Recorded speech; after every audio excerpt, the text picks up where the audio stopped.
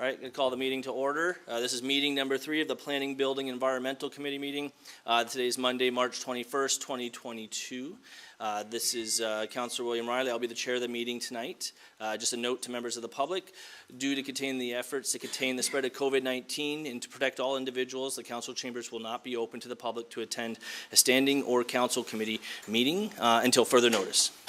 Members of the public who wish to participate by providing oral comments or for matters that are on the agenda must attend the virtual meeting by obtaining a Zoom invite. You okay, Councillor? Okay, we're having some chair technical difficulties.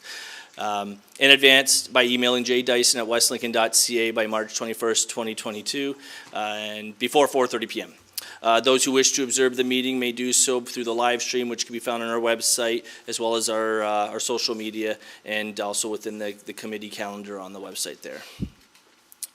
So we're going to move forward. I guess, I've already kind of said that, but just to remind people that the meeting is being recorded and it will be available. So we're going to go to the land acknowledgement statement, that the Township of West Lincoln, being a part of the Niagara region, is situated on treaty land. This land is steeped in the rich history of the First Nations, such as the Haudenosaunee and the Haudenosaunee and Anishinaabe, including the Mississaugas of the Credit First Nation. There are many First Nations, Métis and Inuit people from across Turtle Island and that live and work in Niagara today. The Township of West Lincoln, as part of the regional municipality of Niagara, stands with all of its Indigenous people, past and present, in promoting the wise stewardship of the lands on which we live. So at this point, I'm going to look around the gallery to see if there's any members of committee that have any pecuniary interest and or conflict of interest. Not seeing or hearing anything, we're going to move forward to our public meetings. So we have 4 public meetings tonight. And so the first public meeting we're going to be dealing with is 4.1. It's a zoning bylaw amendment related to 6882 Vaughan Road. And I guess I'll read this as well. Zoning bylaw amendment for temporary use bylaw submitted by IBI Group on behalf of Cole and Vanessa Stevenson and Patrick Givens for the property municipality known as 6882 Vaughan Road, file number 1601-00122. So let's just make sure I got the right one in front of me. Okay. So at this point, I've already explained that the point of this public meeting is to consider zoning bylaw amendment application submitted by IBI Group on behalf of Cole and Vanessa Stevenson and Patrick Givens for the temporary bylaw application for the property located at 6882 Vaughan Road, file number 1601-00122. The Planning Act requires under section 3412 that before passing a zoning bylaw amendment, council must hold at least one public meeting for the purpose of informing the public in respect of the proposed zoning bylaw amendment.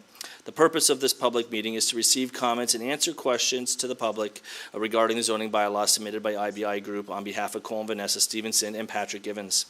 We stress that at this point, no decision has been made on the proposed zoning bylaw amendment, and any comments received will be taken into account by council in their consideration. I should also note that the Planning Act requires through section 3413 that council advise the public that if a person or public body does not make an oral submission at a public meeting or make a written submission to the Township of West Lincoln before the bylaws pass, that person or public body is not entitled to appeal the decision of council for the Township of West Lincoln to the Ontario Land Tribunal, also known as the OLT. So at this time, I'm going to ask if the Deputy Clerk could please advise the method and dates which the notice of the public was given. Thank you, Mr. Chair. Proper notice was given by way of mail distribution to property owners within 120 meters of the subject property and email circulation to departments and agencies on February 14th, 2022 and posted on the Township's website. Excellent, thank you. At this time, I'll go to our planner, Gerrit Borma, to explain the purpose and reasoning for this proposed zoning bylaw amendment. Thank you, Councillor Riley. An application for temporary use bylaw has been made by IBI Group on behalf of the Stevensons and Givens, owners of 6882 Vaughan Road, located east of Caister Gaines Road, Town Line Road, and west of Port Davidson Road on the south side of the road. The property currently contains a single detached dwelling and an older style barn formerly used for livestock. Late last year, the township received a bylaw enforcement complaint about building without a permit on the property. Upon investigation, it was found that the second and third stories of the barn, as well as areas on the ground floor construction for the purposes of creating a second dwelling unit on the property. The unit under construction is approximately, or is over 200 square meters in area, similar size to the existing house on the property. The township zoning bylaw permits secondary accessory apartments, but they are subject to a number of regulations, including size limitations. The size limitation, if this was considered an accessory apartment, would be around 87 square meters. A temporary use bylaw application has been submitted by the applicant's agent, IBI Group, to allow the existing house to be described and defined as a garden suite, and the other dwelling unit within the barn under construction to be deemed as the main dwelling unit. Garden suites, as defined by the Planning Act and Township Official Plan, is a one-unit detached residential structure containing bathroom and kitchen facilities that is ancillary to an existing residential structure, and that is designed to be portable for a period of up to 20 years. That's paraphrased. Typically in West Lincoln, garden suites are the traditional form of a garden suite is a mobile home or a portable style building, where the building can be easily removed from the property following its permitted time period. Prior to 2021, the township's official plan only permitted garden suites for a period of up to 10 years. But in 2021, to be better aligned with the Planning Act, that was increased to 20 years. The township's official plan policy also requires that applicants enter into an agreement with the township to regulate the occupation of the garden suite, the garden suite's installment, and the garden suite's removal. A security is also required, typically $5,000, to ensure that the unit is removed after the approved time period. To date, staff have received one written comment through email from one of the neighboring landowners just concerned with traffic on the road. Another resident has reached out to the township with concerns, but has not provided written comments at this time. The MPCA have also been involved, as they have some ongoing matters they're dealing with the property owners regarding work MPCA regulations near the barn. And the region has indicated that they do not wish to or need to review this planning application. Planning staff have completed a preliminary review of this application and have laid that out in the report. And in general, there are some concerns of how the existing house meets the Planning Act and official plan definitions of garden suite, mainly in regards to it being ancillary, portable, and temporary. There are a number of zoning related issues as well, specifically regarding the size of the garden suite, exceeding the maximum permitted size of 100 square meters, and the garden suite being located in front of the main dwelling unit, which in this case, as proposed, is the barn. More information has been requested from the applicants at this time, and staff are recommending that that information be presented to staff and reviewed prior to the preparation of a recommendation report. The applicants and their agent are here this evening, and I do believe they have a presentation they also wish to share with the public and committee. Thank you. Thank you, Garrett. So at this point, I guess I'll ask, the applicants or their representing agent if they would like to use this time now to make that presentation and speak to this. Thank you, Mr. Chairman. Can you hear me okay? It's John Arians from the IBI Group. I can, yes. Thank you. Mayor Bijsma, Chair Riley, members of committee.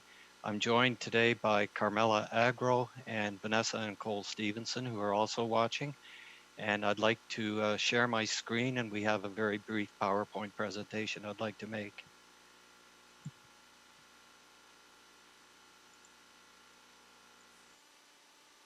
Can everybody see that okay? Yes, we can. Thank you. So as I've indicated, I'm here on behalf of the property owners of 6882 Vaughan Road in St. Anne's. And what we are seeking is a temporary use bylaw to permit aging parents to move onto this property, live with the existing family, and when no longer required by the aging parents, the garden suite will be removed. From an overall planning perspective, provincial, regional, and township policies support the use of garden suites for this purpose to provide, care and accommodation for aging parents. And as Mr. Burma has indicated, typically it's a temporary dwelling, and typically there's an occupancy agreement that stipulates who is the occupants of that garden suite for the length of time that the garden suite will be occupied, and that when no longer required by those aging parents, that temporary dwelling would then be removed.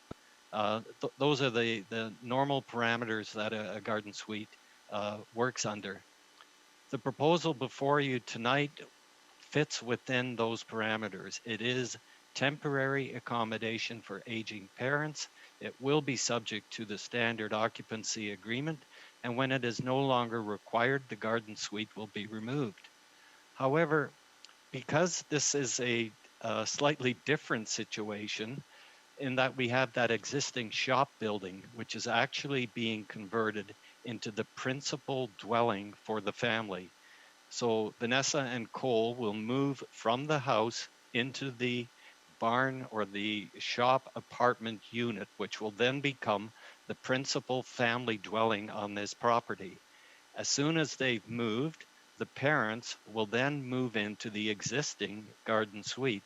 And the reason it's being proposed this way is that the existing dwelling is old. It's not in the greatest shape. It certainly is habitable. And it's mostly a ground floor plan. Whereas the barn apartment, if that were to be the garden suite, it has stairs and is not that convenient for aging parents. So the parents would move into the existing dwelling, and that will become, for all intents and purposes, the garden suite. The occupancy agreement will ensure that when the dwelling is no longer required, it will be removed, it will be demolished. And then the shop building with the residential unit in it will remain as the principal dwelling. So it's a very unique situation, but it clearly complies with the overall intent and objectives of what a garden suite is.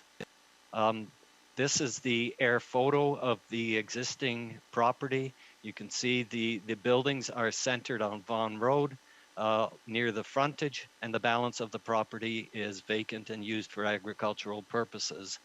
And we have agricultural uses on the surrounding area and some limited residential along the existing road. This is a street view photograph showing the existing house that will then become the garden suite, and the red building, the barn or the shop, would then become the principal dwelling. We have one large parking area to accommodate both dwellings and one entrance, so there is absolutely no change to the physical characteristics of the property.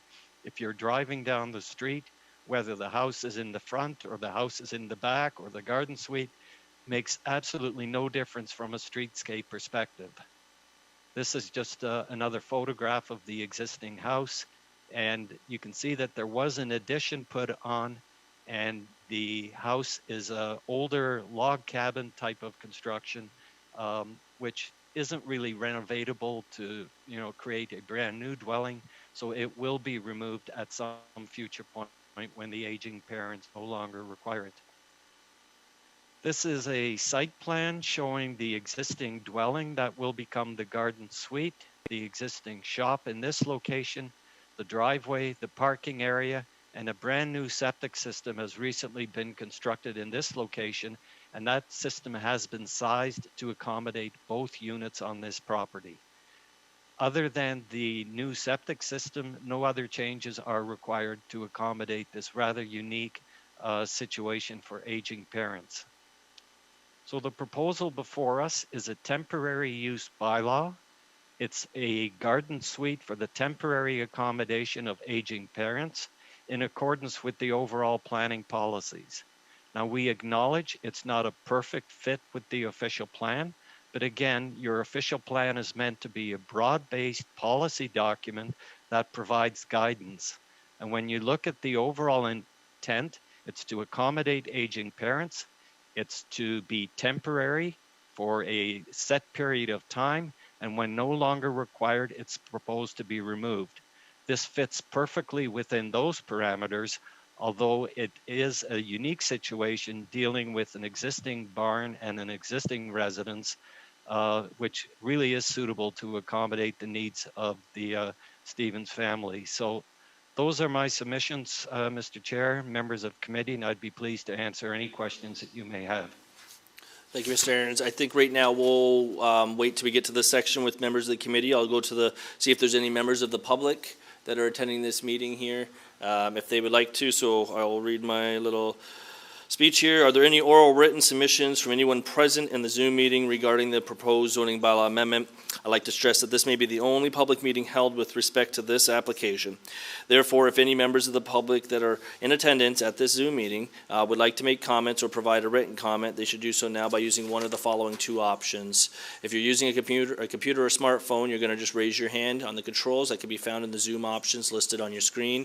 Or if you've called in through a phone line, which I don't think I've seen any, but if you have, you're just going to hit *9, and that will notify staff that you have you've raised your hand through your phone. Once you've been acknowledged to speak, we do ask that you unmute your microphone. It is also important that you provide your comments now, if you have not done so already in writing, as verbally, as OLT may not consider comments made at any other council or committee meetings. Also, anyone wishing to speak, once they've unmuted their microphone to talk, we do ask that you remute your microphone again so we don't hear all the background noise. And then prior to speaking, we do ask that you give your name and address for the record there. So at this point, are there any members in the virtual gallery that would like to speak? I'm just going to take a quick look here, what I got on my side. Not seeing anything. Kevin, you don't see anything on yours?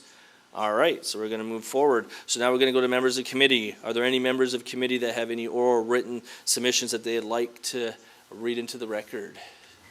So I'm going to look, I got one there. So I got Councilor Rayner, and I have Councilor Gannan.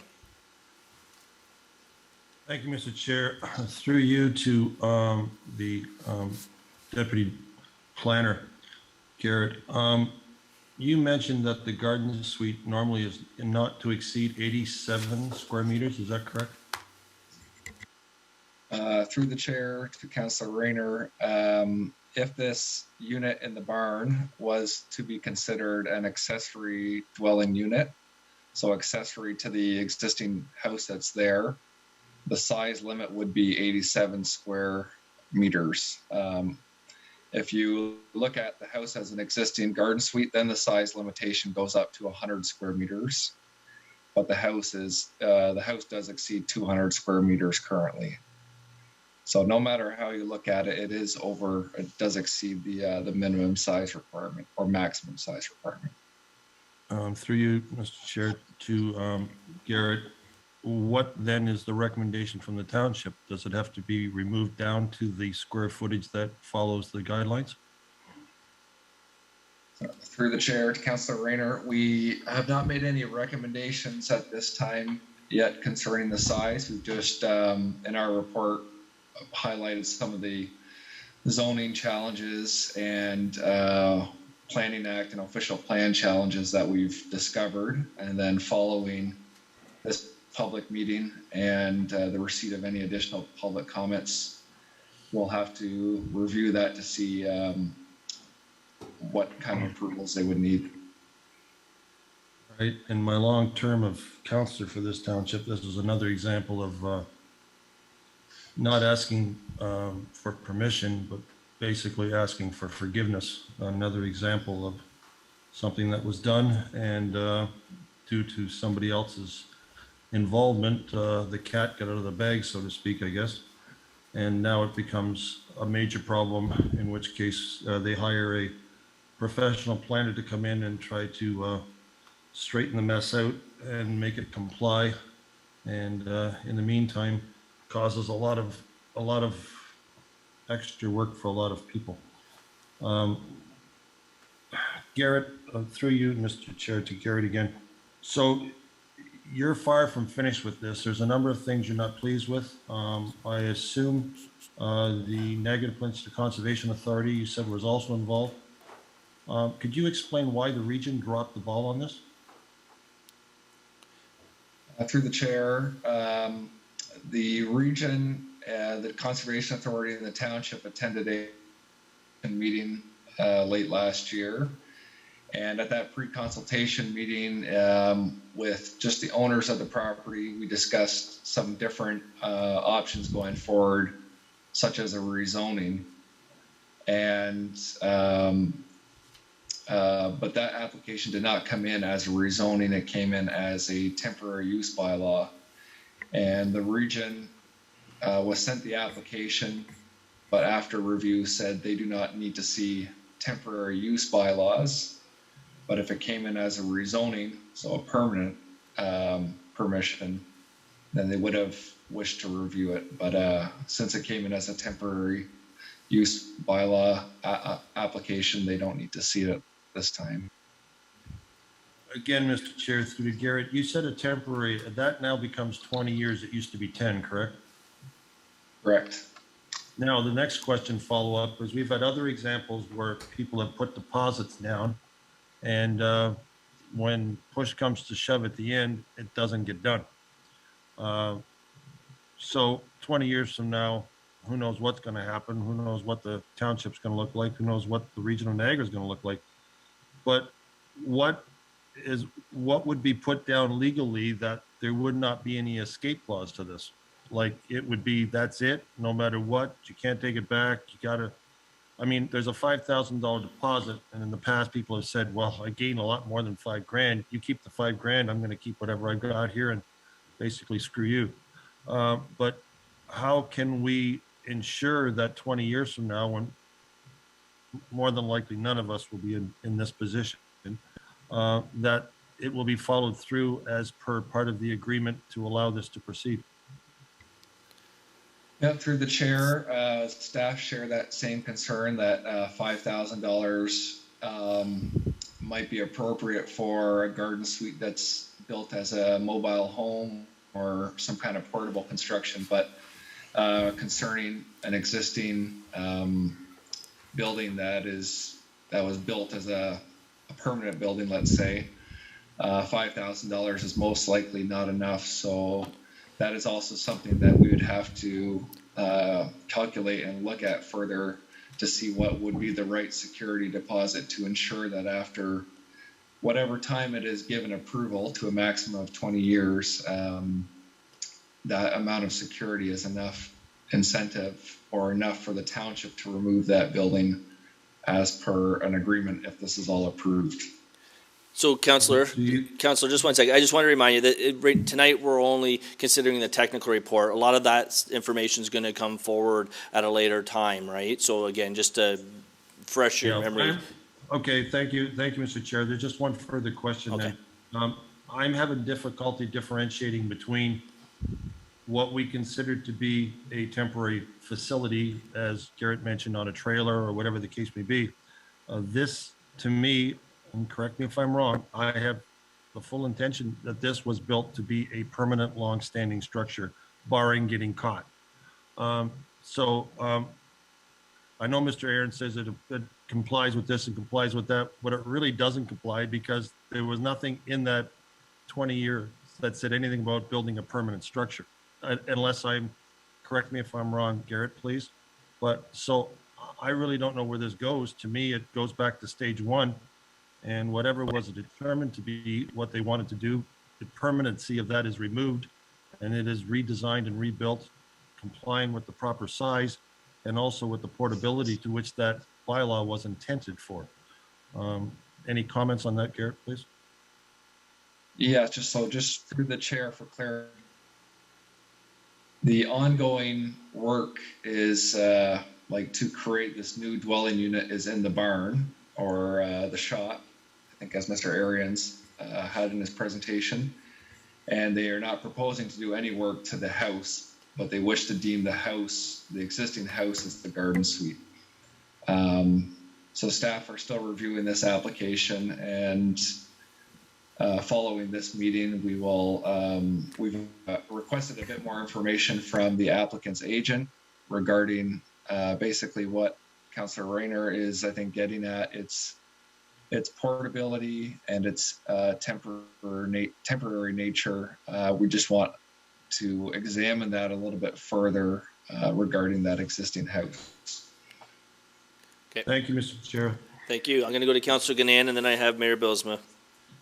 Thank you, Mr. Chair. My concerns were a little bit along the same line as Councillor Rayner's, but more so looking at the end of the 20-year period. I'm wondering how we are now keeping track as we are reaching more and more applications coming towards us of garden suites about the start and the end period. I guess I'm concerned about the 20 years as well, although I know that that's the appropriate one based on the Planning Act.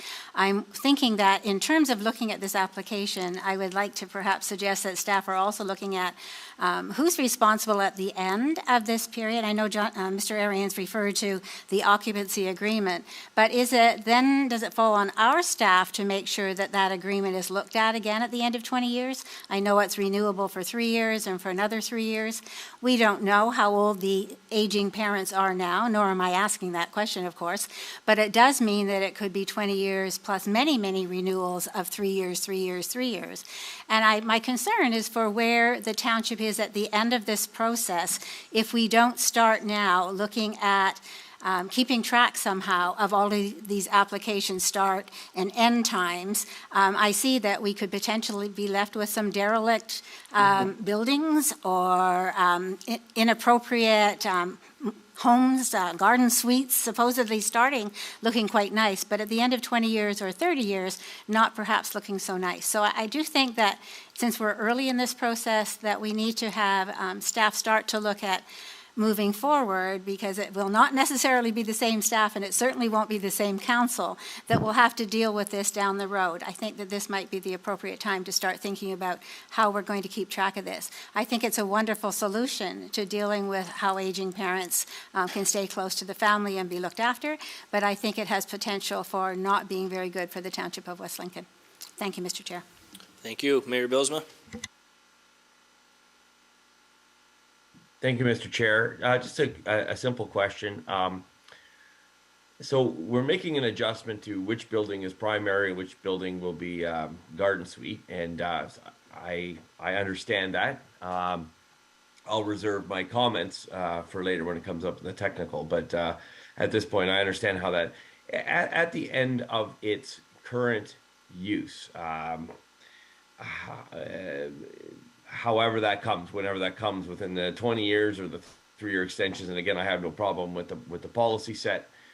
Is it totally appropriate to reassess the property again in such a way that a new structure, the temporary structure could be removed, a new structure, a new home, more fitting with the size and fabric of the land, a typical farmhouse or whatever, could be built on that site, and the barn apartment or shop apartment could be disabled, and it could revert back to what's more or less there and what was originally purposed. Is that that would be totally available? That would probably be a meeting 20 years hence, but that would be something that is totally realistic to do. Is that not correct, Mr. Burma? Through you, Mr. Chair. Through the chair, I suppose that could be a possibility. Whatever the policies are in 20 years' time and whatever the zoning is in 20 years' time, under today's zoning, most properties are permitted one principal or main dwelling unit and a number of options for some type of secondary unit. So presumably down the road, that'll continue to be the case. And yeah, so I think we can only really look at the rules today, but those could be reviewed down in. Yep. Okay, so Mr. Chair, just further then, and the rules as they are today is what we are dealing with, so I can get that. But it would totally be legitimate for a property of that size and shape to have one dwelling and one auxiliary building, a shop, or that's totally legitimate, and that's what's on there, and that's totally legitimate what they have there. And if in the future, when the current family needs on this property change to something a little bit more recognizable, it's totally legitimate for a house to be built and the shop to be disabled as an apartment, and the primary resident could revert back to something that's on the footprint of the current existing building. That's my question, and that would 6 of one, half dozen the other. They could do that today, knock down the house and put up and that's where they would be some point in the future. That's legitimate to think of. Mr. Chair, that would be through to maybe even Mr. Treble. Okay, I see his hand up, so go ahead. Yeah. Through you, Mr. Chair, if I can just sort of add to what Mr. Bourma has just said, and in response, the policies today certainly would support what the mayor is suggesting in terms of a rebuild of a principal residence and an accessory unit. The way the current zoning reads, the accessory unit would have to be sort of the upper floor of an accessory residential garage type structure, but certainly something of that nature is a possibility. What the policies look like in 20 years, my crystal ball just doesn't answer that tonight. But some requirement for protection of agriculture and allowance of residents in the agricultural area, I'm sure will still be around. I don't see that going away anytime soon. Mr. Chair, if I may as well, just in response to Councillor Ganan's statement, I'd just like to give a couple of pieces of information. In terms of temporary use bylaws, current tracking systems include a special way that temporary use bylaws are consolidated into the zoning bylaw so that we can track them at a zoning level, and it identifies the date of expiry and the location of the bylaw and the lands it applies to. And Garrett and I were talking about, or Mr. Bourma and I were talking about that earlier today, and there is actually one garden suite that will be expiring later this year that we will follow up on. The second piece is that temporary use bylaws or temporary bylaws of any nature are also tracked by the clerk's department in a more general way so that they know what bylaws are expiring in any given year. They don't necessarily focus on the land use planning component, more so just the deadline. In addition to that, though, it is certainly the obligation of the landowner to ensure compliance. So as much as I indicate that we'll remind the individual that has a bylaw expiring this fall, it really is on them to come forward and say, okay, my bylaw is expiring. I still need the use for another 3 years or whatever, and what's the process? But we will monitor and report to them when we can. If that's of any help, that's some stuff that we do have at our fingertips right now. Appreciate that. Okay, and so just to conclude, I'll reserve my comments for later, Mr. Chair. At this point, I'm finished. Thank you. Excellent, thank you. So any other members of committee have any other comments? I'm going to finish reading what I probably didn't read entirely the first time, is that members of the committee must make their comments now, as the LOT may not consider comments made at any other council or committee meeting. Any members wishing to speak are required to unmute their microphone to talk. So again, one last time, see any other members of the committee? Not seeing or hearing any. I did get a notice from the clerk. I guess somebody was had just got in a few seconds late before we got a chance to go to the members of the public. So I'm going to go to, if they're still there, if they have their hand up. I believe her name is Judy. Yeah, if you can permit her Judy to talk there. Hi, Judy. If you can, I'm going to ask you to unmute your microphone, and you're going to give me your name and your address, and then you can proceed to express and ask any questions. Hello, can you hear me? I can. Can you hear me? Yes, I can hear you now. I'm at my daughter's. I don't have a computer, so I'm using hers right now. My question is... So hold on, Judy. So just for the record, you probably didn't hear me. Just for the record, I need your first and last name and your address. Judy Fewer, and my home address is 8241 Silver Street. Excellent. Okay. But I own the adjacent land to theirs. Okay, perfect. You And- can proceed with your question, sir. We just need that for the Okay. official record. If he builds, like he's already come over on my property and put a driveway in, now I like that back, but I want to put up fencing around the house, and he's only got like 10 feet of backyard. So I'm worried that if he's gonna live in a trailer, will he put it on that parking lot that's on my property? Or will he tear down the house and build? Because I had the property surveyed and he took out all the markers. So I'm just worried that if he does build a house again on that, will he go on my property again? I don't know what he's really doing. He told me he's working in the barn, and that's all I know. Okay. So there's no one here to really specifically answer that, I think, question there, but that is certainly noted for staff to take in consideration. That information hasn't been shared or divulged with us in any capacity at this time, so. No. I don't believe any members of staff here would be able to address that directly for you, but we certainly have heard your concern. Pardon me? Okay, like I don't understand what the garden home is. Like his parents are going to live in the house, the family home that they live in now, and he's going to live in the barn with his family and kids. I guess that's the idea, is who's going to live where. I guess that could always change, but the idea is that from what was explained tonight, that I think that's exactly what they were saying would be the garden suite. So that would be the part that would eventually become the primary residence, but that tonight is about having council consider a technical report regarding whether or not that can even happen. Oh, I see. Okay, that's all. So That's all. Judy, for what it's worth, it would probably, you can reach out to staff afterwards, but at some point, granted that the technical report is supported tonight, that might be something you might want to speak to again when it comes to council at another meeting, because even if council supports or committee supports the technical report, that's not to support the report, that is consideration for a report to come at a later date. So just so you understand the process, no decisions are being made tonight. Okay, I realize that, but Okay. they said if I did report or talk tonight, I wouldn't be able to get on further with Correct. this. Yes, correct. Okay, all right, thank you. Thank you. And if you can lower your hand, that'd be great. And then I see Camilla. Yeah, I just wanted to make note that the clients were trying to answer and speak on that. So maybe Vanessa, I'm not sure if you guys wanted to respond to that. They're welcome to if they would like to. I know we're doing things a little unorthodox, but I'll allow it this time as well because I gave Judy the chance to speak. Hello, I'm Hi. Cole Steve. Oh yeah, I recognize you, Cole. Yes. How are you? Oh, I'm doing all right. Doing all right.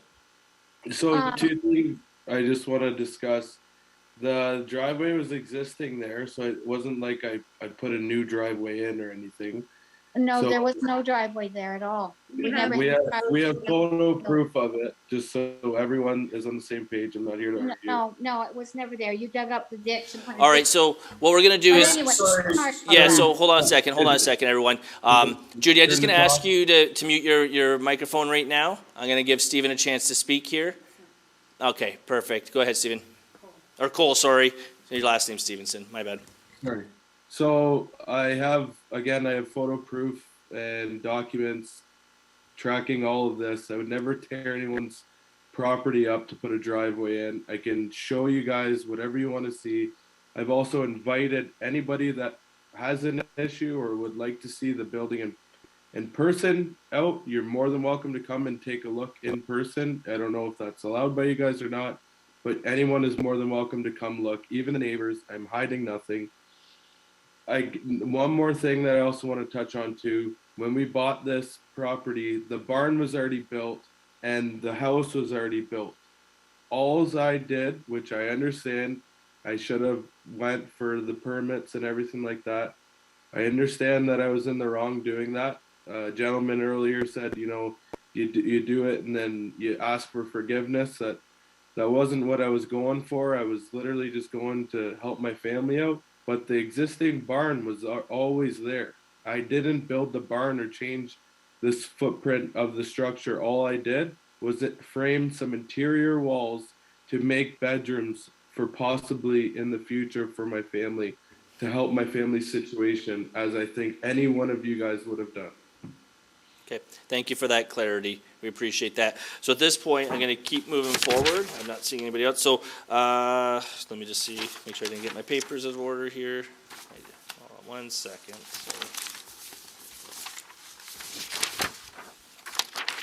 Okay.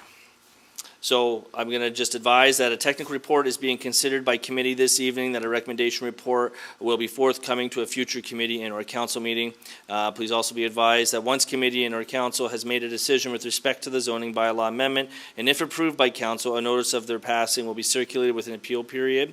If you wish to be notified of council's decision, please ensure that you email the township clerk, Joanne Shime at jshime@westlincoln.ca. Anyone who's interested in observing council or committee meeting discussions about a particular bylaw should not solely rely on mail notices, thus miss the opportunity to attend an applicable meeting. It is suggested that you watch the township website for posting of agendas to review items that will be discussed at council and or committee meetings. The agendas for the meetings are posted on the township website after 4 p.m. on the Friday prior to the meeting. Additionally, meeting schedules are also noted on the township website for public to view. If you wish to receive notices by email, it is suggested that you reach out to the township clerk to advise this request. Include your email address along with your mailing address and phone number. So at this point, I'm going to, with respect to the proposed zoning bylaw amendment, I'm going to conclude this meeting, adjourn at the hour of 7:20 p.m. And I'd like to thank everyone for that one. We still have 3 more public meetings, and so that one's now officially put to bed there until staff comes back later, or until we vote on it later. All right, so let me just bring my screen up here again. I think I went into sleep mode. Okay, so the next public meeting is a zoning bylaw amendment as well. Application submitted by IBI Group on behalf of Silverdale Sports Center for the potentially legally described legally described as Concession 4, Part Lot 16 in the Township of West Lincoln, and the file number 1601-01919. The Planning Act requires in Section 3412 that before passing a zoning bylaw amendment, council must hold at least one public meeting for the purpose of informing the public in respect of the proposed zoning bylaw amendment. The purpose of this meeting is to receive comments and answer questions from the public regarding the zoning bylaw amendment submitted by IBI Group on behalf of Silverdale Sports Center. We stress that at this point, no decision has been made on the proposed zoning bylaw amendment, and any comments received will be taken into account by council in their consideration. As well, the Planning Act also requires us through Section 3413 that council advise the public that if a person or public body does not make an oral submission at a public meeting or make his written submission to the Township of West Lincoln before the bylaw passes, that person or public body is not entitled to appeal that decision of council for the Township of West Lincoln to the Ontario Land Tribunal. So at this point, I'm going to go to our Deputy Clerk to advise the method and dates of which the notice of the public was given. Thank you, Mr. Chair. Proper notice was given by way of mail distribution to neighboring property owners of the subject property and email circulation to departments and agencies on February 10th, 2022, and posted on the township's website. Excellent. I'm going to ask if there's any, if the applicants or their authorized agent are here to speak to this in any capacity. Not. Mr. Chairman, John Arians here. Hi, John. Here on behalf of Silverdale, and I'm joined with Brianne McIntosh, planner with IBI as well. Perfect. Hi, Brianne. Sorry. Did I skip you, Garrett? I skipped you, didn't I?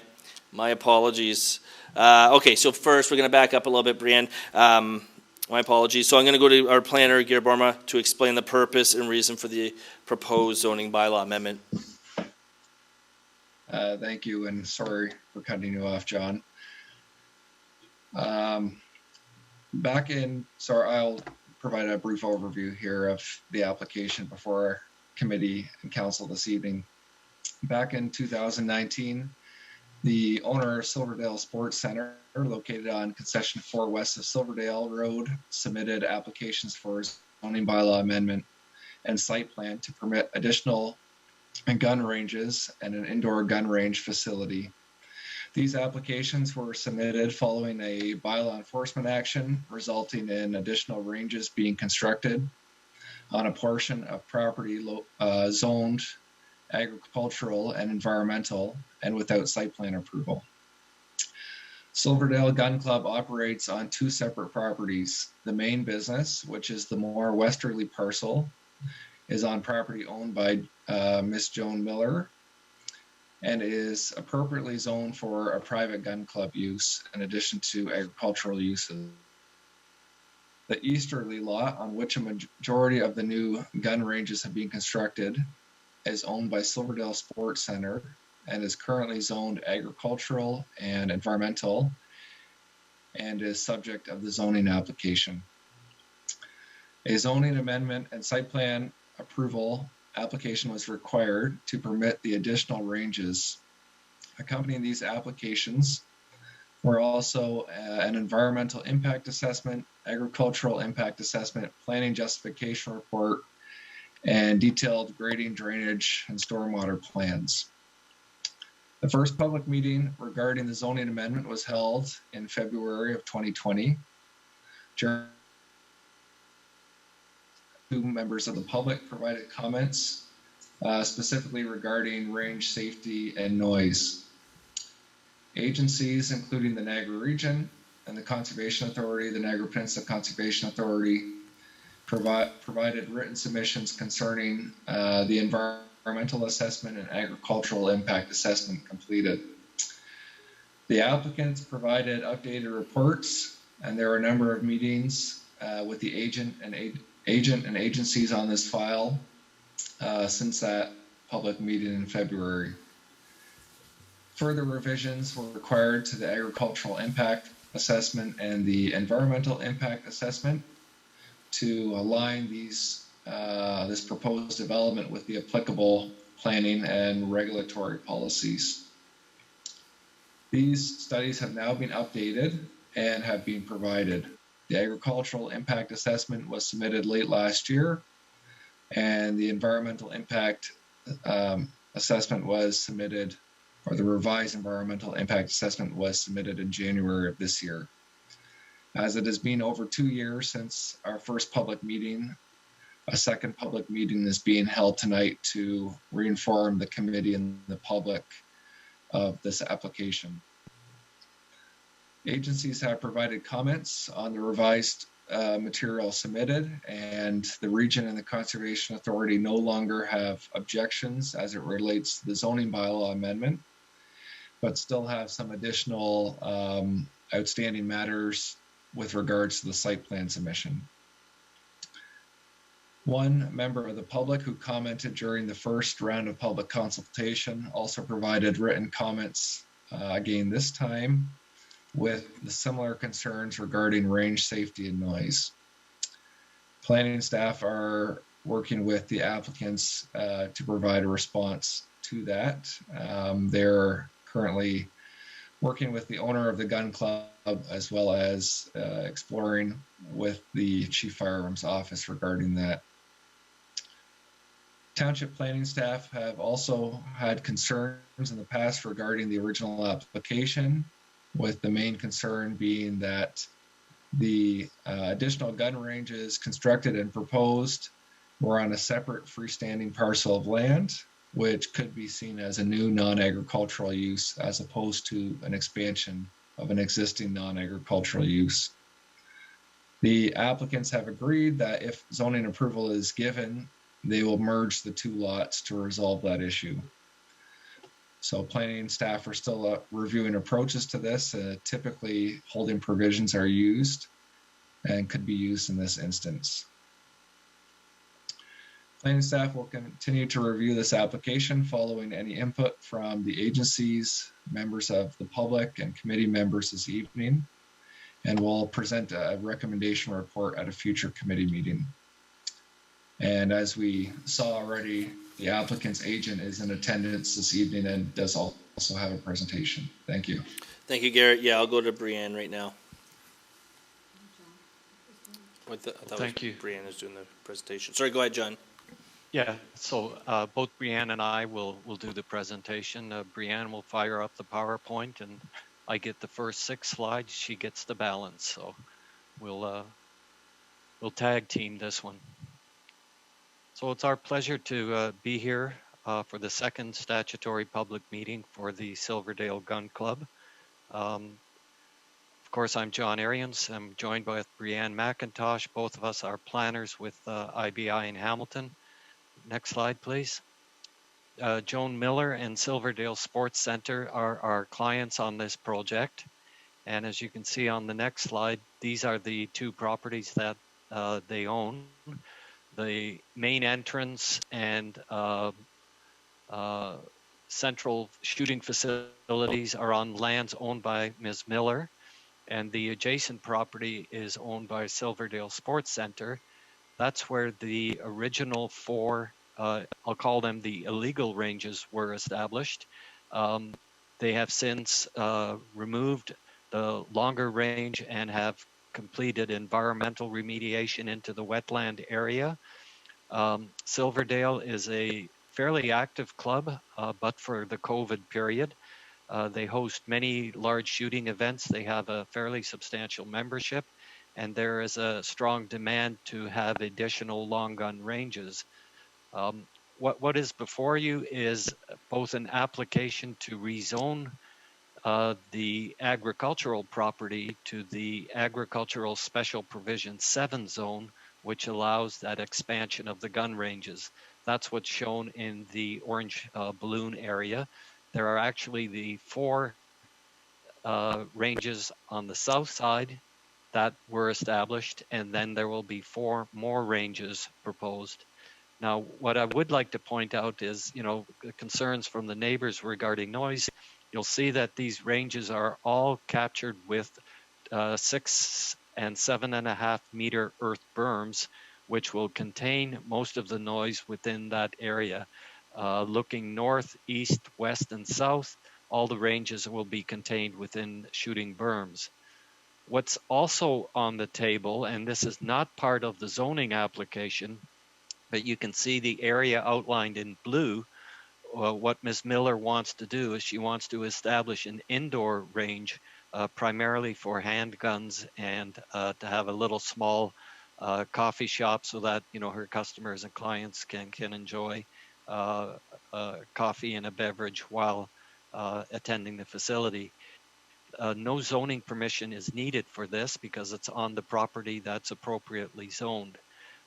Both the expanded ranges and the indoor ranges will really enhance the service that Silverdale will provide to the community and will allow them to continue providing this important service to the township and the entire Niagara region. They have police certification courses that are required as part of their ongoing training facilities. They have all kinds of shooting competitions. They at times will attract several hundred people to a gun show or to a shooting event on a weekend. So it is a viable going concern, and it does provide significant service to the township. I'll now let Brianne describe the more details of the application and the issues that were raised by the circulation. Good evening. So I'll continue off here. This is a list of the provided studies, reports, and drawings that have been submitted. A full second submission was provided to the township back in April 16, 2021 to address previous agency and department comments. And further, agricultural, environmental, and swim studies were submitted in January of this year. This is a breakdown of the timeline that this project has gone through. You see here our two recent submission dates, and then today we are here at our second statutory public meeting. And our recommendation report is hopefully to come soon. So the current planning status consists of both good general agricultural and natural heritage systems on both properties. And in the zoning bylaw, the westerly parcel is zoned A7, which permits for gun range, EP, environmental protection, and the easterly parcel is agricultural, which is what we're looking to rezone. This is our proposed zoning bylaw amendment. Here you'll see in the hatched is our main focus of tonight. This land is to legalize the 4 existing ranges that Ms. Miller constructed, as well as the 4 additional ranges on the property. We've proposed wording to the township, such as allowing a new gun range on the lands of an existing gun range, to help ensure that a merger is performed before the property expands and is legally allowed to operate. This is a quick list that I'll just go through of development issues that we have addressed through reporting and drawings. Transportation was submitted in our original submission. No safety concerns, adequate parking and sight lines are proposed. No traffic concerns for future development have been identified. So the agricultural impact, the construction of the proposed development will equal a more efficient use of the land, as currently the land sits in fragmented parts due to drainage patterns, which significantly limits the field size and reduces desirability of the lands for modern farming practices. We're looking to remove 1.3 hectares of active farmland, class 3 soil, which is the lowest priority for preservation, and there are no MDS1 setback requirements. Environmental impacts. The proposed development doesn't encroach into identified key features. Minor encroachment into headwater features and vegetative protection zones have been addressed in our recent submissions, and a minimum 5 meter buffer has been provided to these. Mitigation measures are also being proposed. A restoration plan will also be provided at a later date. As Mr. Arians discussed previously, there is alternative ways opposed to holding zones to address the merging of title, as we had provided specific zoning text to the township to ensure that these lands are merged before the operation of the expansion to occur and the zoning to take effect. Neighborhood comments. First was safety. Safety of gun ranges is very strict. The chief firearms officers are required to do site inspections regularly, and they must meet the standards and have to be considered a safe gun club and operate. Noise concerns. As Mr. Arians also outlined, the proposed berms are a minimum of 9 meters or 30 feet, effectively providing a buffer for noise in all directions. The existing trap chutes will be relocated to a more central area in the site, further away from the northerly residential dwellings, and approximately 130 meters or 425 feet of dense forest sits between the gun ranges and the residential dwellings south of the subject land. Public interest should be considered in this application as well. The approval of this application will create and enhance tourism opportunities, provide additional recreation services to the township, region, and province, allow for continued and enhanced police training, and will not result in any safety or adverse impact to the neighboring properties.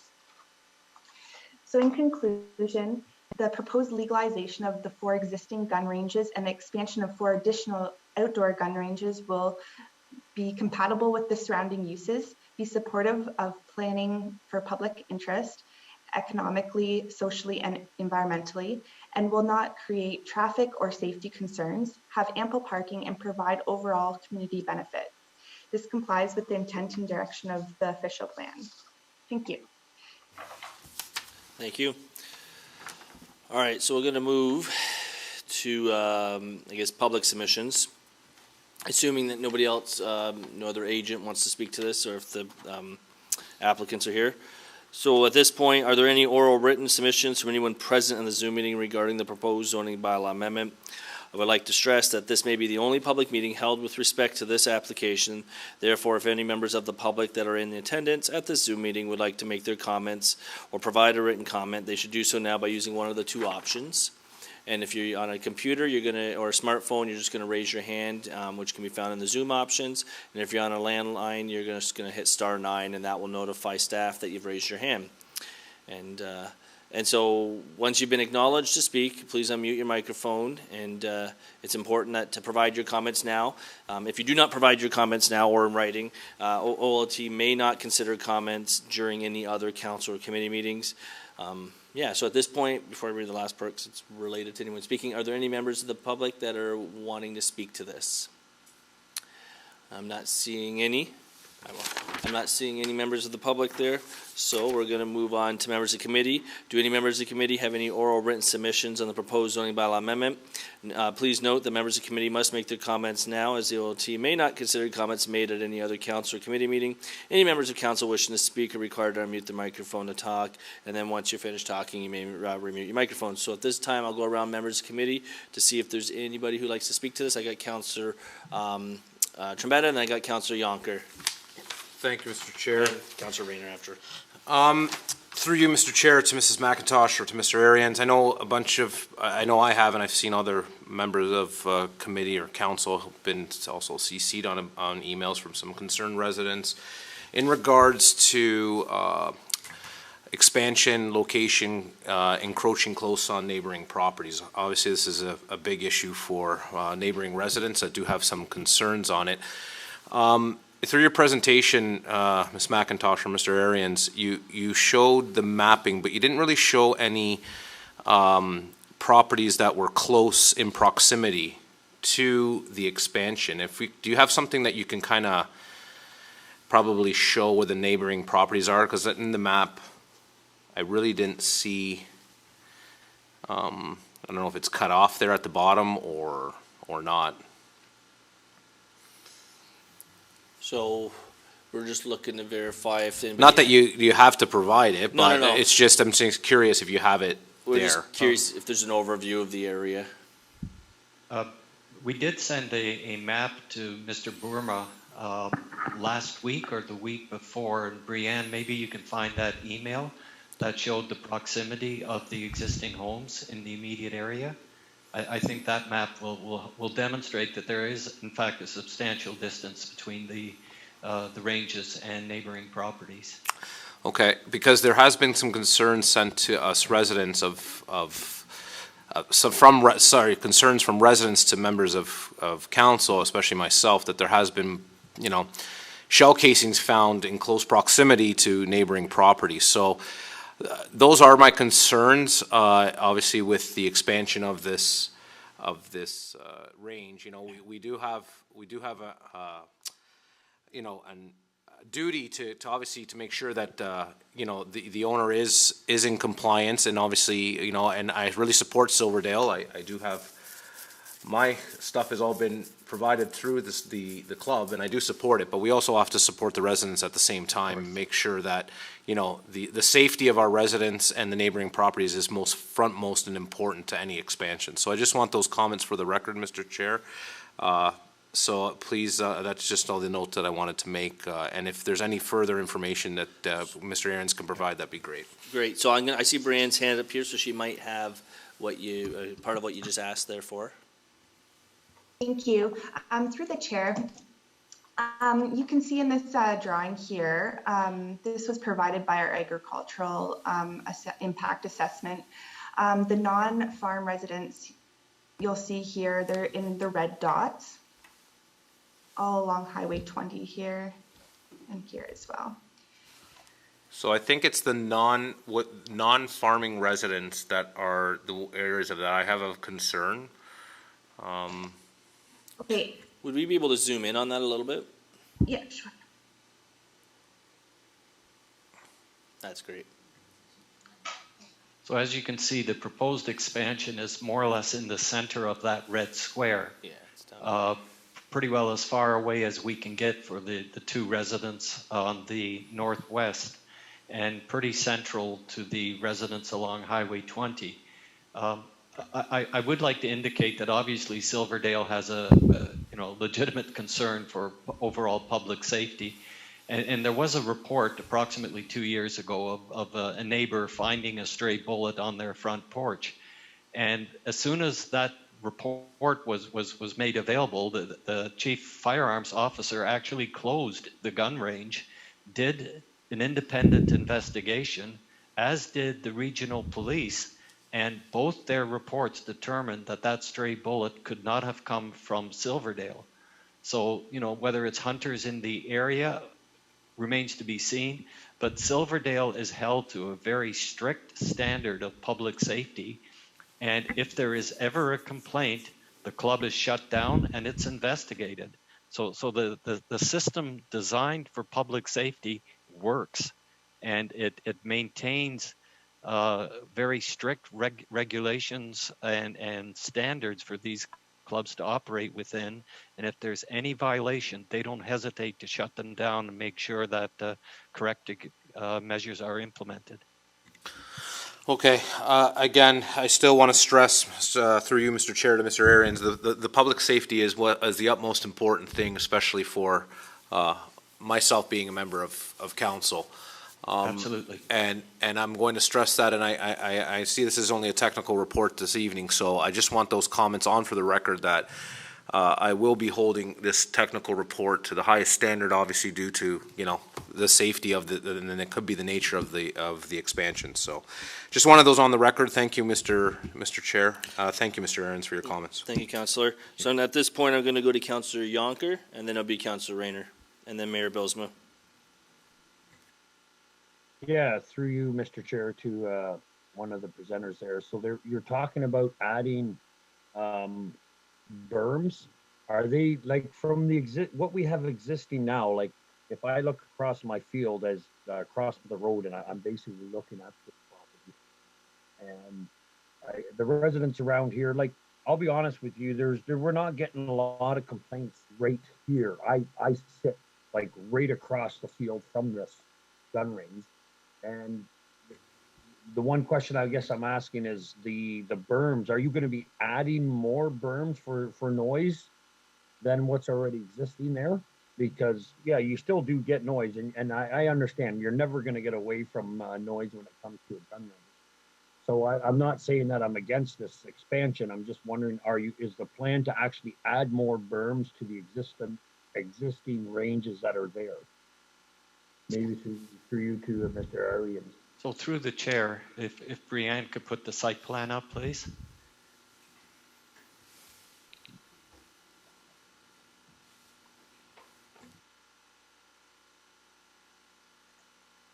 You'll see that the 4 berms that had been constructed previously are all enclosed with the 7 to 9 meter berms. So those 4 berms or those 4 ranges are completely enclosed.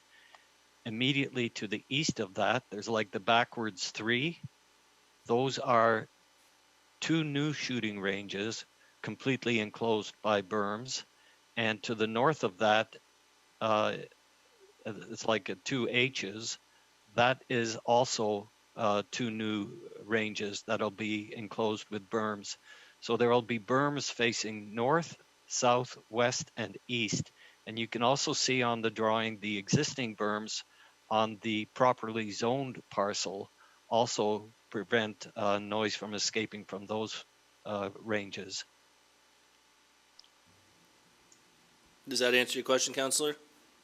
Okay, so yeah, through you, I think now it does, because that's what I couldn't understand. What on those, so those little H's are actually berms that are going to be at the back and then coming up around the side. That's correct, sir.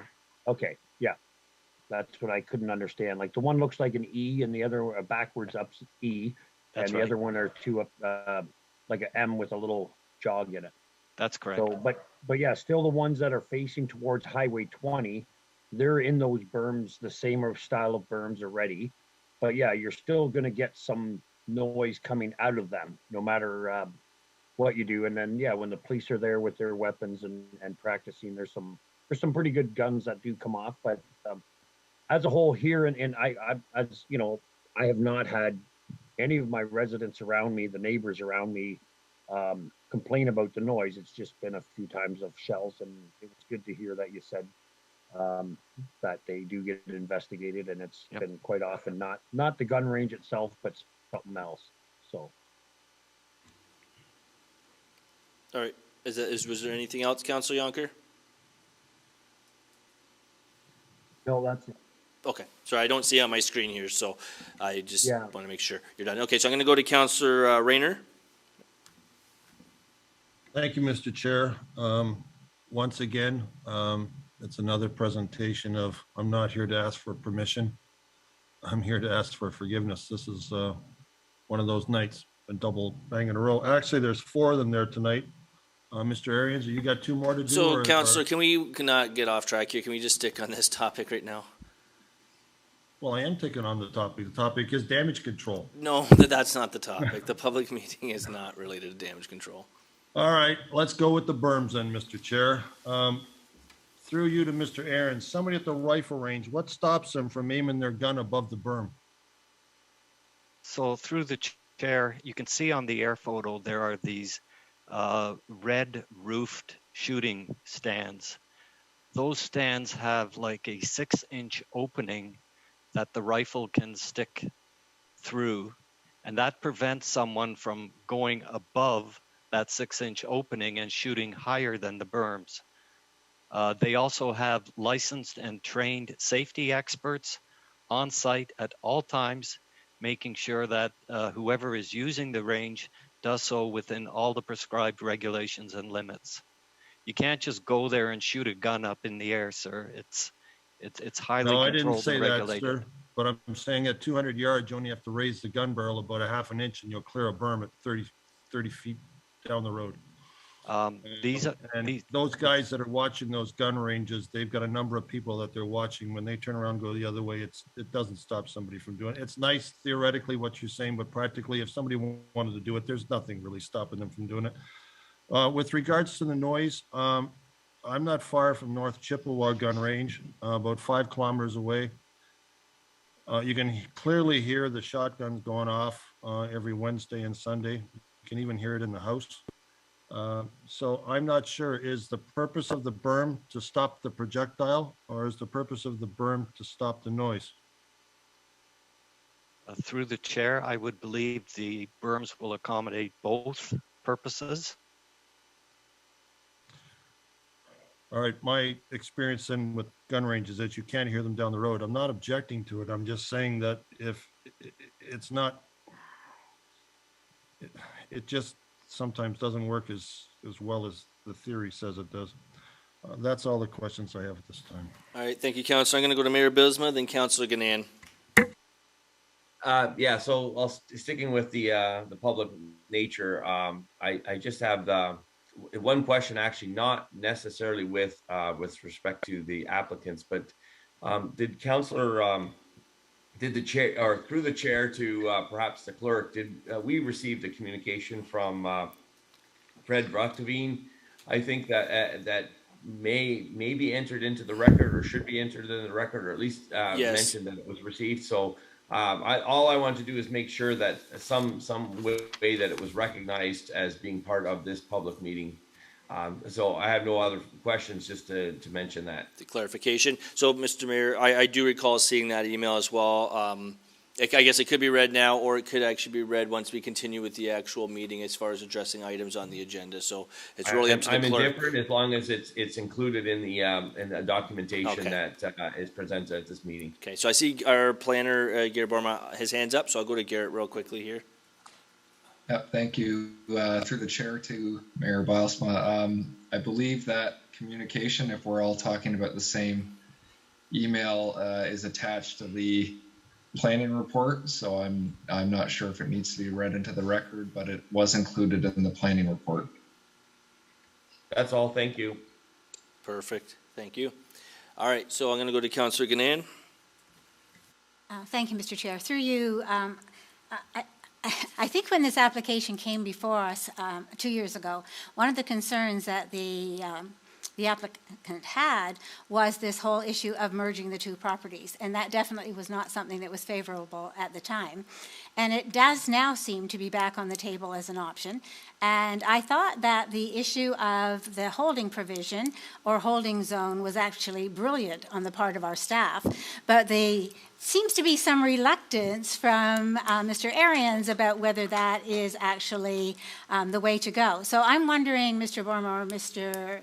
Let me see, Arians, either of you would like to take a stab at explaining to this committee why that whole holding designation is not as favorable to the applicant. I thought it was a fabulous idea personally, and a good way to ensure that since this application had begun and had come to us because it was already a bylaw issue, I think that having that work done ahead of time and then giving the zoning certainly makes more sense on the township's point. So, Mr. Arians, if you want to go first. Thank you, and through the chair, thank you for your question. Let me emphasize that merging the properties will occur. Our client has agreed to the merger. Her previous reluctance was based on personal tax situations and the fact that the properties were in different names and ownership, and it had financial implications to merge them. What we've suggested, and our reluctance to go with an holding zone is primarily because it's going to require another application, another fee, another review, another staff report. And I think we can accomplish the same thing without having to go through another application, given the fact that it's been 2.5 years in the process already, and it's through no fault of your staff, no fault of council. It's COVID. It's I'll blame it on the rat snakes that inhabited the property that required additional environmental testing and everything else. It was just a combination of things that this is a 3-year process. So rather than go through another application, we said we can simply zone it to allow a new gun range in association with an existing gun range. And that ties the two together, requiring the merger. And then we don't need to have a holding provision. But at the end of the day, if council is most comfortable with an H, so be it. We're going to accomplish the same thing, and that is the merging of the two properties. But there's just different ways to do it, that's all. And we'll continue to work with Garrett and Brian to come up with a way that they're comfortable with as well.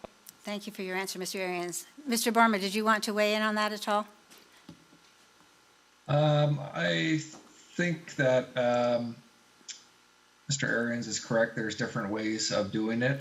From a planning staff level, we are probably most comfortable with pursuing the merger or the holding provision discussion, since that allows council to have the control of when that holding provision is removed from the zoning. But as we just put some discussion in our report that there are other options as well, but at this time we believe the holding provision may be the most appropriate if council wishes to approve this application. Okay, thank you for that. I really appreciate the response from both of you, and you can see the two sides. But when this application came to us, there were plenty of opportunities for that merge to take place and to be talked about, and it was talked about. And it was the applicant who was most definitely not in favor of pursuing that.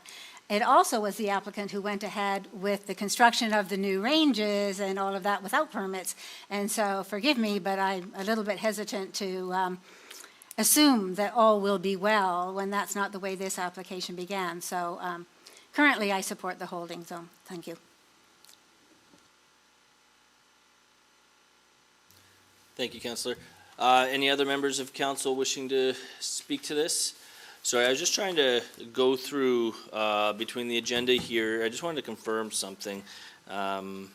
We did receive correspondence today from a resident.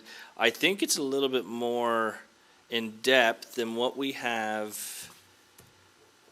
Yeah, and what we might have on the on the public record here. So I feel like it might not be such a bad idea if I can ask the clerk to read the. I'm just making sure see who's all connected to this. I think. Okay, so I'm gonna forward this to our clerk real quickly. Just give me a second here, because I see our CO is attached to it, but I know he's attached to it, but I think it needs to be read by the clerk. Because there is a little bit more here, and I don't want there to be any suggestion or funny business after the fact. I'd rather just keep it kind of clean and transparent and upfront as possible. So to our deputy clerk there, I just forwarded you the email that we received today at 4 o'clock. So it did kind of meet the 4:30 cutoff, although technically they're supposed to email you. But I'm wondering if we can make one time exception here. If you could read that into the record right now, I think that would just keep it fair and consistent. Thank you, Mr. Chair. Just give me one moment to pull it up. Okay. Thank you.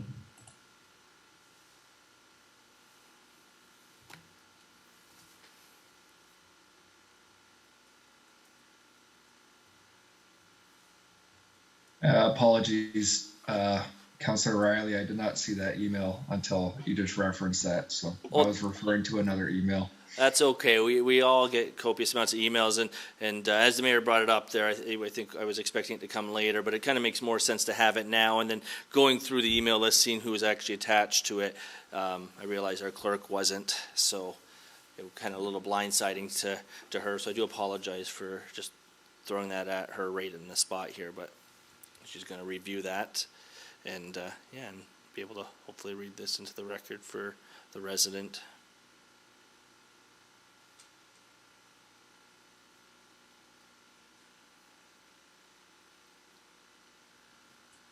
Thank you, Mr. Chair. Sorry, it's a long one. Okay. Let me. Okay, so there was correspondence received, as the chair indicated, March 21st at 4 o'clock by Fred Ruderveen. I'm sorry if I pronounced that wrong. Okay, so good afternoon, Garrett. I am unable to attend as I'm in another meeting tonight. Are you able to read my comments as well as the attached letter from 2 years ago into the record? As a direct neighbor to this facility, I live at 4981 Regional Road 20. I don't believe this development should be supported for the following reasons. 1, 5 ranges were built illegally and put into use without planning of CFO consent. 2, if there is a need for additional shooting ranges in West Lincoln, I recommend that they built inside of buildings to prevent stray bullets and to reduce the noise impact on the neighboring community. 3, the proposed development is on adjacent property that was just joined to the current property by provision of the policy in agricultural lands. The assembly of agricultural lands for non-agricultural use is not what should be pursued or supported. The underlining intent of this policy is to support agriculture, and in my opinion, the expansion is very large and will have a negative impact on the agricultural area and adjacent residential dwellings.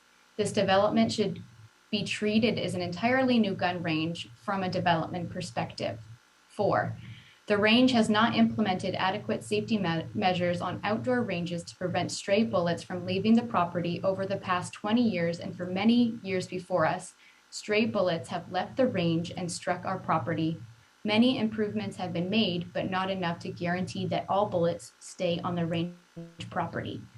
5, at the very least, of all ranges should point in the same direction as the current ranges to prevent further conflict with additional neighbors with bullets that leave the range now being spread over much larger area. 6, the operation should not be 7-day per week operation to allow the rest of the neighborhood the benefit of enjoying the outdoors when the weather is nice. It should be closed Sundays and Mondays for us to enjoy some quiet days. 7, the follow area, in brackets, the area where bullet land if and where they leave the range, bracket, for the ranges should meet the current design requirements for a new range. And number 8, the people of West Lincoln should be provided with a noise study and noise impact study on what happens when we have double the volume of guns shooting at this location. Thank you. Submitted by Fred. Thank you. Yeah, and so I appreciate you reading that into the record, and I appreciate the mayor actually bringing that up just because it is a little bit more detailed than what was currently provided to staff originally. Okay. So that being read, I'm going to move forward. To remind everyone that please be advised that a technical report is being considered by committee this evening, that a recommendation report will be forthcoming to a future committee and or council meeting. Please also be advised that once committee or council has made a decision with respect to zoning bylaw amendment, and if approved by council, a notice of its passing will be circulated with an appeal period. If you wish to be notified of council's decision, please ensure that you email the township clerk at Joanne Shime, which is at jshime@westlincoln.ca. And anyone who's interested in observing future council and committee discussions about a particular bylaw should not solely rely on mailed notices, thus miss the opportunity to attend an applicable meeting. It is suggested that you watch the township website for posting of agendas to review items that will be discussed at council and or committee meetings. The agendas will be posted on the township website after 4 p.m. on the Friday prior to the meeting. Additionally, meeting schedules are also noted on the township website for the public to view and plan ahead. If you wish to receive notices by email, it is suggested that you reach out to our township clerk to advise of this request, including your email address, your mailing address, and your phone number. The public meeting with respect to this proposed zoning bylaw amendment is now concluded at the hour of 8:05 p.m. And we're halfway there. So thank you, John and Brianne, for speaking to that, and staff. And so we're going to move forward to our next item. I will note that Councilor Rayner did have to leave. He had something come up. He had notified us prior, but just for the record, Councilor Rayner just left the meeting there. He had another personal matter to deal with. All right, so 4.3, make sure which one. Okay. So the third public meeting. So this public meeting is to consider a zoning bylaw amendment application by Ronald and Jennifer Boverhoff for the property municipality known as 2723 South Grimsby Road 18. File number 1601-004-2022. The Planning Act requires in Section 3412 that before passing a zoning bylaw amendment, council must hold at least one public meeting for the purpose of informing the public in respect of the proposed zoning bylaw amendment. The purpose of this public meeting is to receive comments and answer questions from the public regarding the zoning bylaw amendment submitted by Ronald and Jennifer. We stress that at this point, no decision has been made on the proposed zoning bylaw amendment, and any comments received will be taken into account in council's consideration. The Planning Act also requires through Section 3413 that council advise the public that if a person or public body does not make an oral or written submission to the Township of West Lincoln before the bylaw is passed, that person or public body is not entitled to appeal the decision of council for the Township of West Lincoln to the OLT, which is also known as the Ontario Land Tribunal. So at this point, I'm going to ask the Deputy Clerk to advise the method and dates by which notice to the public was given. Thank you, Mr. Chair. Proper notice was given by way of email distribution to all agencies on February 17th, 2022, as well as a yellow sign posted on the subject property and posted on the Township's website on February 18th, 2022. Excellent, thank you. So I'm going to go to Planner Megan Burbick to have her explain the purpose and reasoning for the zoning bylaw amendment. So through the chair, this application is required as a condition of consent for a minor boundary adjustment. This was conditionally approved from the Township of West Lincoln's Committee of Adjustment on November 24th, 2021. The minor boundary adjustment severance was done to add lands from that have historically been used by a small holding residential lot, which includes an accessory building, a driveway, and a propane tank. The previous minor boundary adjustment application severed 0.31 hectares or 0.77 acres from a neighboring agricultural property, which is the Van Andels property and is municipally known as 2645 South Grimsby Road 18, and added it to the small holding residential lot. Following completion of the severance application, the Boverhoff's property will be 0.87 hectares or 2.14 acres in size, and the neighboring agricultural property will be 20.7 hectares or 51.15 acres. The application tonight proposes to rezone the portion of the severed lands that are currently zoned agricultural to rural residential while maintaining the environmental protection zoning that currently exists. In addition, the application proposes to rezone the remaining residential lands on the small holding residential lot from agricultural to rural residential while still maintaining the environmental protection zones that exist. Finally, the application proposes to recognize the deficient lot area for the retained agricultural lands on 2645 South Grimsey Road, which is the Van Andels property. A recommendation report will be prepared following any inputs that comes in tonight in agency comments at a future meeting. One public inquiry was made, but no comments came from that inquiry. The Niagara Peninsula Conservation Authority's main comment was that they wanted to ensure that the environmental zoning would be maintained. And then the Niagara region and Township's Building Department, Septic Inspector, and Public Works Department had no objections. Thank you. And I'll ask if the applicant or their authorized agent is available to speak to this. Not seeing or hearing anything. All right. I'll go to members of the public. Are there any oral written submissions from anyone present on the Zoom meeting regarding the proposed zoning bylaw amendment? So before I read the rest of my spiel, let me just see if there's any members of the public here. I'm not really seeing anything. Are you seeing anything, Kevin? No? Okay, so we have no one in the gallery here to speak to this.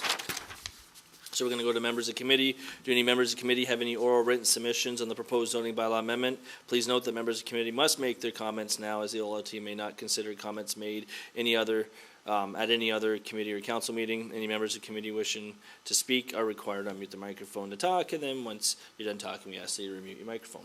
So any members of committee have anything they'd like to ask or put on the record? Not seeing or hearing anything. So we'll move forward. Please be advised that a technical report is being considered by committee tonight, and that a recommendation report will be forthcoming to a future committee and or council meeting. Please also be advised that once a committee and council has made a decision with respect to the zoning bylaw amendment, and if approved by council, a notice of its passing will be circulated with an appeal period. If you wish to be notified of this council's decision, please ensure that you email the township clerk, Joanne Shimei, at jshimei@westlincoln.ca. Anyone else who's interested in observing council and or committee meeting discussions about a particular bylaw should not solely rely on mailed notices and thus miss the opportunity to attend an applicable meeting. It is suggested that you watch the township website for posting of agendas to review all the items that will be discussed at council and or committee. The agendas for the meetings are posted on the township website after 4 p.m. on Friday prior to the meeting. Additionally, meeting schedules are also noted on the township website for the public to view. If you wish to receive notices by email, it is suggested that you contact the township clerk to advise of your request and include your email address, your mailing address, and your phone number. So the public meeting with respect to the proposed zoning bylaw amendment is concluded at the hour of 8:11 p.m. So that one was definitely a lot quicker. And we're going to move to our last public meeting here. So this public meeting is being held to meet the requirements of the Ontario Building Code Act 1992, Section C23 as amended. This is a public meeting to present an increase in building fees prior to the passage of a new bylaw. So we have Section 7(6)B of the Ontario Building Code Act 1992 requires that before passing a bylaw, regulation, or resolution, council must hold a public meeting at which any person who attends that meeting has an opportunity to make presentations with respect to the proposed changes to the municipal building bylaw. In accordance with Section 7(6)A of the Building Code Building Code Act 1992, the public notice of this meeting was given by way of advertisement in local newspapers on February 24th, 2022, as well as posted on the township's website on February 25th, 2022. Will the Director of Planning and Building, Brian Trouble, please explain the purpose and reasoning for the proposed amendment to the building fee bylaw? Thank you, Mr. Chair. There's actually two bylaws that are part of this report, although it's mainly the building fee bylaw that needs to be discussed through a public process. There's also a proposal to adjust the swimming pool bylaw that is an attachment to this report as well.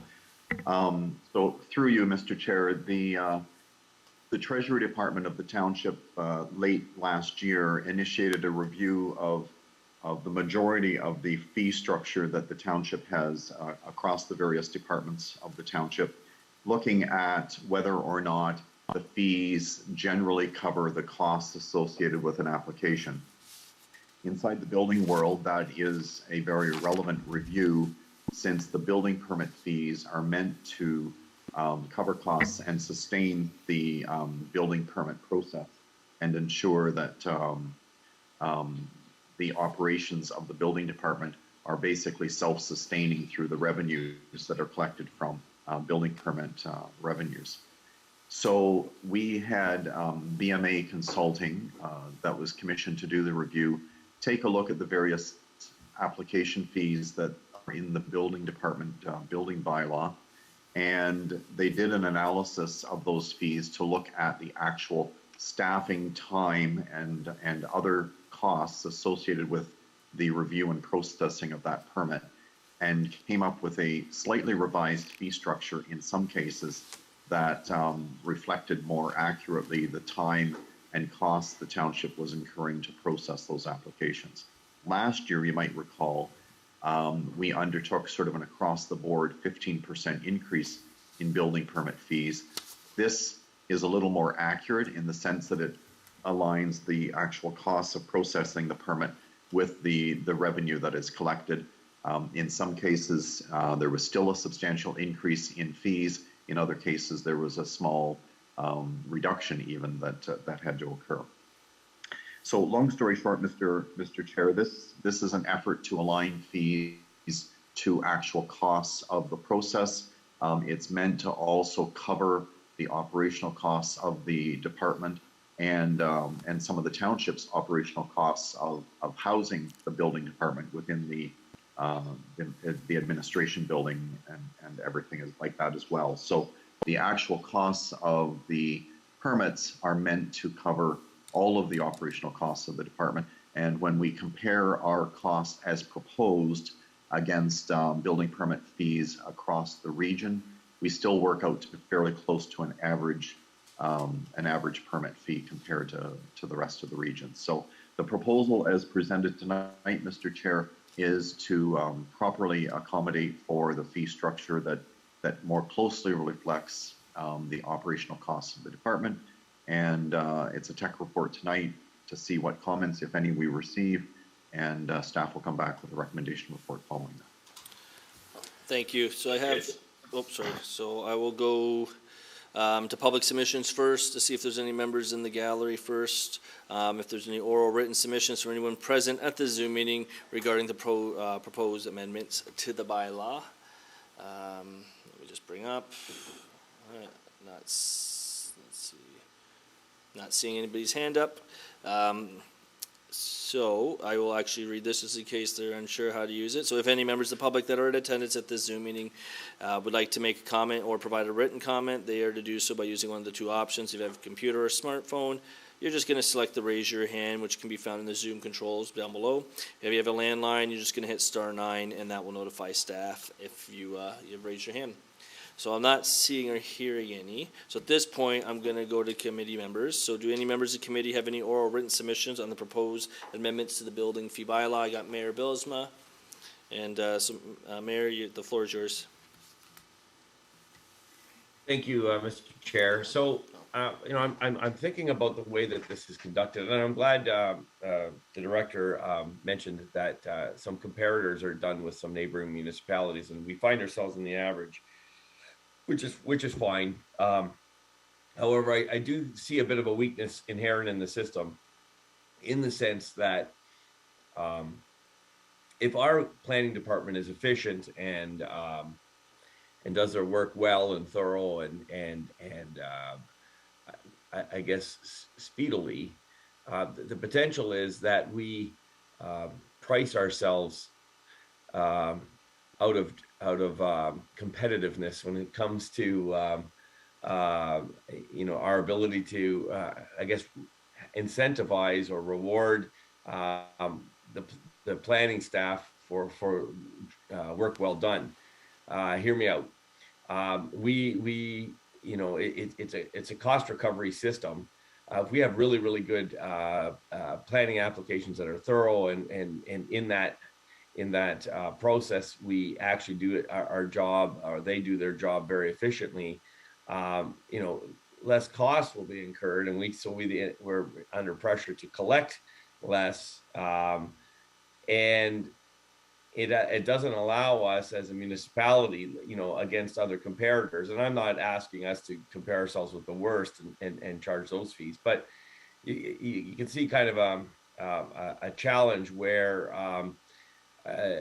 our municipality may have some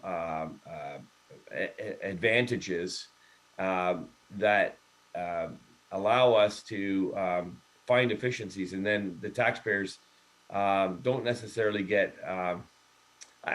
I don't know. I'm kind of thinking out loud there, like in the sense that there's a. So my question is there an ability to find out, weight it a little bit more towards our comparators rather than just our own efficiency, which is our in-house efficiency. I hope I'm in all of those words that I just said. I hope that there's some kind of principle that I'm trying to address, and is that a possibility? Like, does BMA just look at that, or do they primarily look at our usage? Go ahead, Mr. Chair. Or, sorry, Mr. Director. Through you, Mr. Chair. I think I kind of follow where the mayor is going, but I guess first, it may be an error on my part. This is building permit fees we're talking about, and I know the mayor was talking about planning fees. But the reality is, I guess, that's where the external review was beneficial for staff, because I don't mean to brag, but I think we are a very efficient staff that tends to process permits probably as efficiently as any municipality around. I know when it comes to planning, which the mayor was talking about, we tend to turn around a planning application far quicker than most other municipalities could ever hope to do it. And I suspect building is very similar. That said, I think that's where comparing against other municipalities is a beneficial piece for the external people to do, because they can come back to us and red flag if something seems to be way out of kilter with fees across the board. And they did that in a few cases. John Schoenwell, our chief building official, and the consultants and I had discussions around, why are our fees this much different in certain cases, and so on that they balanced out the cost structure of what they had calculated for us versus what the industry was charging elsewhere. So I think the recommendation coming from the external agency is reasonably reflective, and isn't really shortchanging us in any way. At least that's where my head is right now. Yeah, I'm going to go to our Madam CAO, because she also had her hand up around the same time, and then Mr. Mayor, you can go right after. You muted yourself. You're muted. And you didn't hear me mess up the name. Sorry. Through you, Chair Riley, to Mayor Bilsma. So Brian has very well described the process and the work that our consultants did. But I just wanted to add another component to this, and that is there's another report coming forward in the agenda tonight that's talking about the province asking us for ways to do things better. And to that end, the municipalities in the Niagara region are still looking at trying to figure out what we can do to sort of share services or develop a building service practice, so that we can maybe share resources and make the whole system better. So I think if we're more in line with those other municipalities as we do that, it puts us in a good place as well. So it's just an additional piece of information. Okay, thank you. And all I would do then to conclude is ask the province if they want to do that sincerely, then they need to figure out a way to clone Brian and Garrett and Megan and company. And enough said. Thanks, Mr. Chair. All right, thank you. Any other members of the committee have any questions or comments? Not seeing or hearing anything, I'll just make a quick comment. Yeah, from what I read there, I thought the increase was appropriate. I think at the same time, you gotta keep in mind, whenever, if we didn't increase these fees, then that cost, whatever that ends up being, ends up getting dumped on the tax base. So then the taxpayers as a whole end up having to carry the shortfalls that could come from it. So I think this is a balanced approach, and I think it's appropriate, and I appreciate staff's report here. I think this is certainly needed. So that being said, I'm going to go, seeing nobody else wanting to speak to this, please be advised that a technical report is being considered by committee this evening, and that a recommendation report will be forthcoming to a future committee and or council meeting. If members of the public wish to be notified of council's decision, please ensure that you email our township clerk, Joanne Shime, at jshime@westlincoln.ca. So this public meeting with respect to the proposed amendments to the building fees bylaw is concluded at the hour of 8:24 p.m. So that's it for our public meetings. We're going to move back to our agenda here. And how's everybody doing? We good to keep going forward? Excellent. All right, so next item is a change in order of items on the agenda. Any member of committee here want to change any items in their order? Not seeing or hearing any. We have no appointments tonight. I'll go to address items on the agenda. Are there any members in the gallery that wish to address any items on the agenda? Let me see if I can bring up the gallery here. Oh, okay, so so I see someone's hands up, so I'm going to read this now. So David, I'll be right with you. Section 10:13, 5 and 6, general rules, 1 hour in total shall be allocated for this section of the agenda, and each individual shall be permitted with 5 minutes to address their issue. Some exceptions may apply. A response may not be provided, and the matter may be referred to staff. A person who wishes to speak at a planning application or a matter that can be appealed will be permitted to speak up to 10 minutes. At this point, I will go to David. So Kevin, if you can permit David to speak. David, I'll just get you, if you can hear me, I'll get you to state your first and last name and your address for the record, please. David Samus, 166 Main Street West in Grimsby, Ontario. Thank you, David. You can proceed. Good evening, committee members, staff, and the public. I'm speaking here on behalf of the Smithville Landowners Group, and we wish to speak to address item 10.4 in the agenda, report P31-22. The Landowners Group is supportive of the work of township staff and the consultants for this item on the agenda this evening. We're very appreciative for the consideration that's been taken so far to date with the work that the Landowners Group has done through the consultants, through the urban boundary expansion exercise, and the municipal comprehensive review. We would agree for the support of the zoning order be passed by Township Council this evening and appreciate any deliberation staff and council have over the coming weeks. We thank you for your consideration of this matter. Thank you, David. If you can just lower, oh, you already ahead of me. Okay, perfect. So I'll go back to the gallery. See, we have a couple more people. Anybody else have their hands or interested in addressing anything? Not seeing or hearing anything, so I'm going to close that window. All right, so we're going to move forward to consent agenda items. All items listed below are considered to be routine and non-controversial and can be approved by one resolution. There is no separate discussion of these items unless a council member requests it, in which case it will be removed from the consent resolution and considered immediately following the adoption of the remaining consent agenda items. So I have items 1, 2, 3, 4, and 5, and 6 be and are hereby received for information with the following exceptions, and currently there isn't any, but I will go to that. Let me just read them all out first. So we have technical report PD 25-2022, which is 6882 Vaughan Road, Stevenson and Givens temporary use bylaw, file number 16010122. Our number 2 is technical report number 2, number PD 26-2022 Silverdale Sports Center Limited. The address is 4944 Concession Road 4, zoning bylaw amendment and site plan authorization, and that file number is 1601-01919 and 2100-01819. Number 3 is technical report PD 28-2022 building fees bylaw review in accordance with the comprehensive user fee report. Number 4 is technical report PD 29-2022 zoning bylaw amendment of Van Andel and apologize if I say the name wrong. I think it's Bovenhoff, file number 1601-00422. And then number 5, information report, PD 31, 2022, the Housing Affordability Task Force report.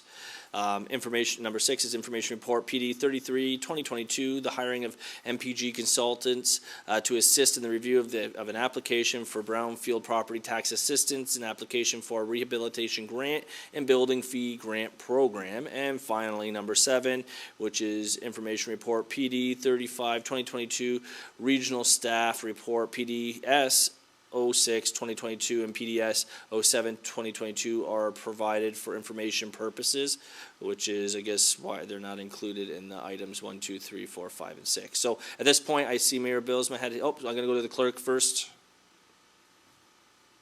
Sorry, Mr. Chair. Thank you for coming to me. So that number 7 should be included in that resolution. It was just missed. So I just wanted to, before you got a mover and seconder, I wanted to make sure that before they agreed to that number 7 is supposed to be included within the resolution. So I'm going to say items 1, 2, 3, 4, 5, 6, and 7 be and are hereby received for information with the following exceptions. And then I'm going to go to Mayor Bilsma because he had his hand up first. Yeah, thank you, Mr. Chair. And all I wanted to pull 1, so we'll deal with that in a second. So all right, so we'll pull number 1's been pulled. Any other members of committee have any other items? Not seeing or hearing any. Okay, so at this point, I'm gonna I guess I need a mover and a seconder. So if I got Mayor Bilsma as a mover and Councilor Ganane as a seconder. So we're going to be voting on all the items except for number 1. All those in favor? And that carries. Thank you, Councilor. That carries unanimously. And so now I'm going to go back to the mayor. I have him a mover. Can I get a seconder for this? I got Councilor Braderick. All right, Mr. Mayor, the floor is yours. Yeah, so I just wanted to, when we're doing the public meetings, it's kind of appropriate only for questions at this time. I just want to enter 1 or 2 comments and just say, in general, I'm supportive of this application. I know it's always a little controversial, and we've dealt with that numerous times in the 7 or 8 years that I've been on council. And of course, other councilors would correct me and tell me how long they've been on. But all that to say, if I look at the property as a whole, nothing's changing on the footprint of the property, other than the septic bed, which may have to be done. It becomes incidental, and just simply to say, we can't judge how and where and what kind of apartment people live in. Multi-generational family dwellings are becoming increasingly more and more vital for the health and well-being of seniors, but families as a whole. There's a benefit for children and grandchildren living, in such arrangements, and so it's an adjustment that they are trying to make, and they're doing it within the boundaries and the framework of what's already existing. The fact that we have designations for these is really our bugaboo in order to get it to fit. But generally speaking, they haven't done anything, in my opinion, they haven't changed anything in the footprints or the usage of the land or how many cars are parked in a driveway. So I just wanted to say, in general, I'm supportive of these.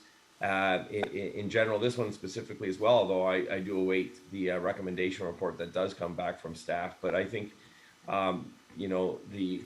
the policy set that comes down from the province makes allowances for this, but I think at a local level, we certainly can exercise latitude simply because I think that this is a trend in our society to go to multi-generational, living environments, and more needs to be done to accommodate our seniors in the midst of families. And in light of the challenges that our seniors face in long-term care, I think that this is vital for the health and well-being of seniors. So anytime I can accommodate a family asking for an application, I'm more than willing to do that. So that I just wanted to enter those comments, and I understand that there's. This is a technical report at this time, but I just kind of wanted to get on the record and say that I'm very supportive of this. Okay. I see our director has his hand up. Again, I just want to express, this at this point, we're only considering the technical report. We're not to express any opinion at this point because no decision is being made tonight other than whether or not a technical report happens. So, Director of Planning? Yeah, through you, Mr. Chair, I just wanted to put on the record the fact that the comments I know were made in the public meeting about the fact that, here we are asking for forgiveness. And I suppose in some respects, what I'm saying isn't a whole lot different than the mayor, in the sense that from a planning review perspective, we have to give a fair and unbiased evaluation of the application, regardless of how it got before us. And, the policy set has to be applied fairly across the board. And as much as it grieves us to deal with applications in this manner, that really can't weigh into the evaluation that planning brings back in the form of a recommendation. I just wanted that on the record. But the one piece I think that Mr. Bourma and I will have to sort out is the ownership of the boundaries and just how the fit is aligning with property boundaries. It sounds like there may be an issue there between neighbors that we don't necessarily want to get in the middle of, and something might have to be resolved there before we can actually bring forward a rec report. But just the two files that Garrett had tonight, both of them have a history to them, and we have to sort of set that aside and review policy and be fair in our review, and that's what we aim to do at the staff level. Thank you, Mr. Director. Any other comments or questions? No further, Mr. Chair. I got Councillor Braderick. Thank you, Chair. Through you to either Garrett or our Director of Planning. I probably should know the answer to this, but I'm going to ask anyways.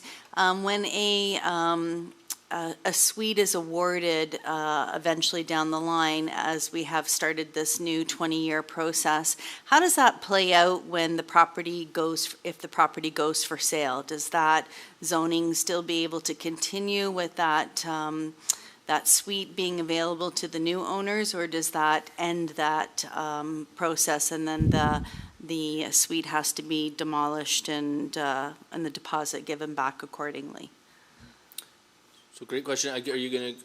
I said to either Garrett or okay, so we'll go to Garrett because Director. his camera's on.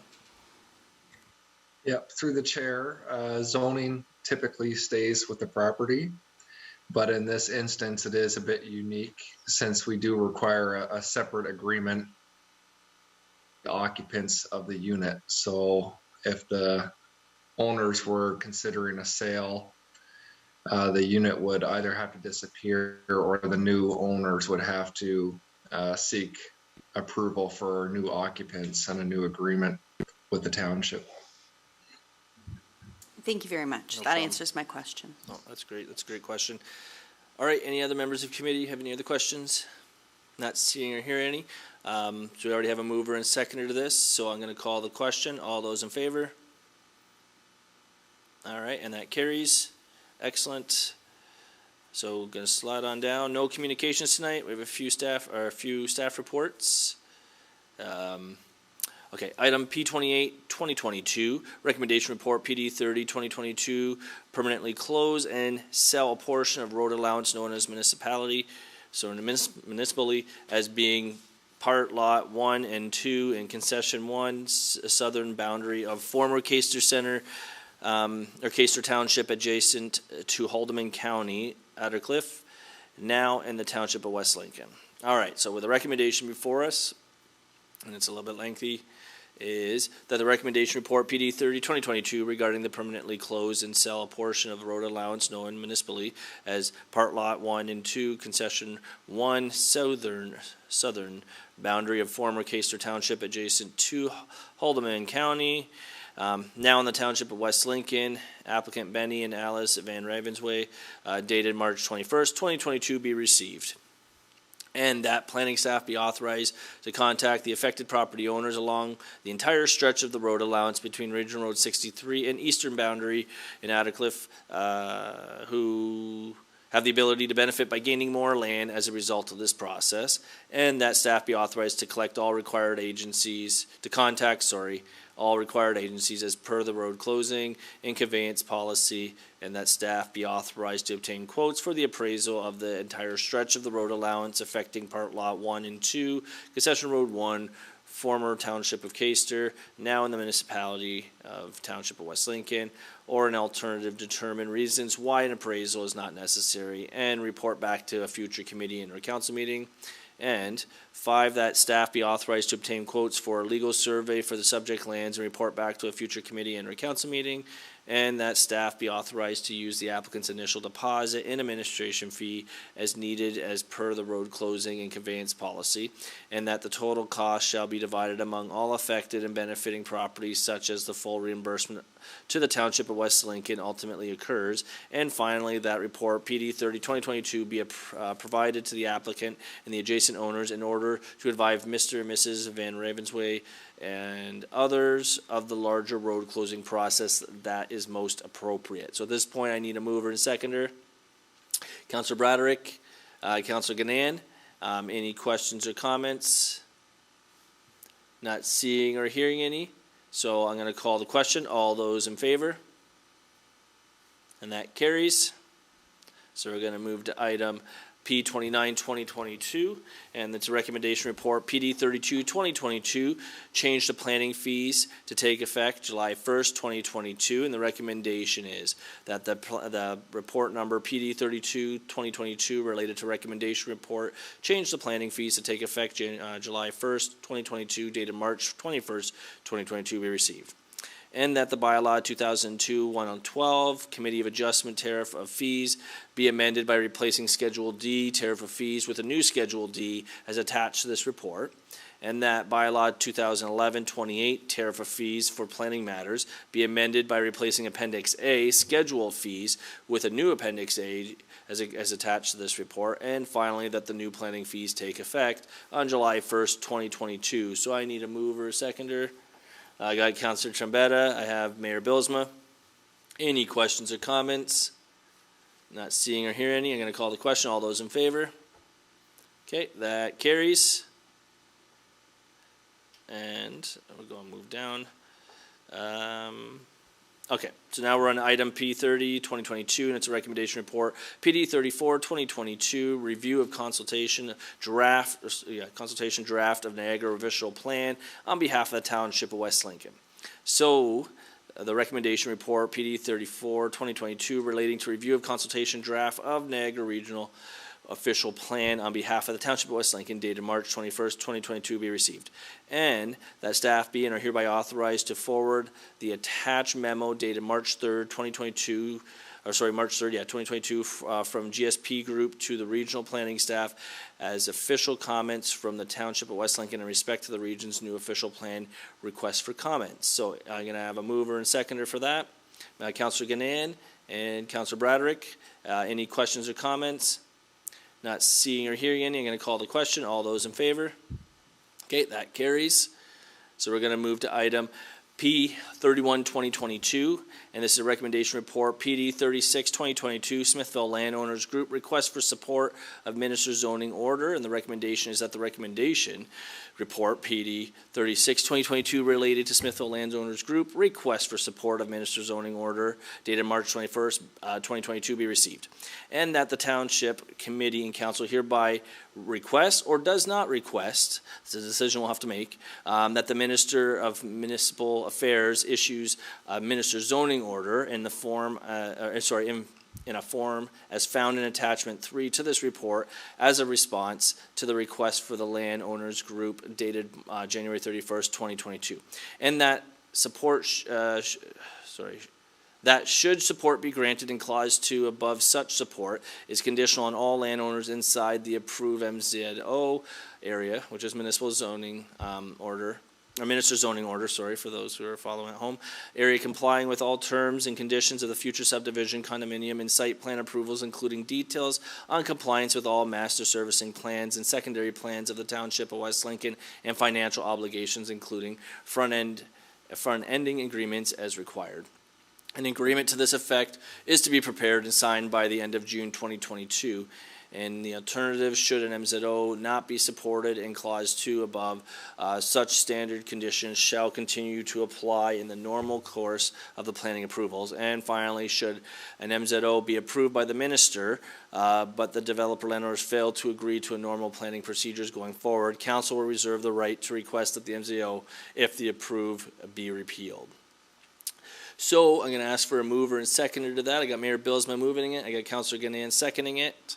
I have, before I go to the councillors, I'm going to go to our director, and then I'll go to Mayor Bylsma right after, and then I think I saw Councillor Yonker's hand up as well. But so through our director, for those who are watching at home, and just for the record, could you kind of maybe explain this? This is a pretty complicated, a complex piece of document here, so I just want to make sure everyone fully understands what this actually is doing and how it's going to, how it could work in for and against our community. However you want to speak to this, you don't have to go too depth. Thank you, Mr. Chair. I won't go into a whole lot of depth, but there are a couple of things I just want to, I guess, clarify for the record. You're right. This is a complicated request. A minister's zoning order is not something to take lightly. It is a very powerful tool that is available through the Planning Act. And in my 33 plus years of planning, I have never been involved in one before. So, that gives you a bit of an idea of how rare this kind of discussion is. And it's on the table tonight because of the request from the landowners group that was received at the end of January. So, Mr. Chair, just for the benefit of the group, we do have the individual in the attendees area that assisted with the sort of the technical and processing details of how to put the MZO report before you tonight. So if we have any questions about MZO, its process, how it unfolds, and any of that stuff, Mr. Matthew Corey is, in my mind, a provincially recognized expert who can answer any questions that you might have of a procedural or process type nature, and he was very helpful and very supportive in completing the report that's before you. There are a couple of things, Mr. Chair, I'd like to point out, if I may. On page 214 of the agenda, which is attachment 3 to this report, the map that is there is effectively the study area. So this is the area that's proposed for the MZO should council politically choose to pass a resolution supporting it.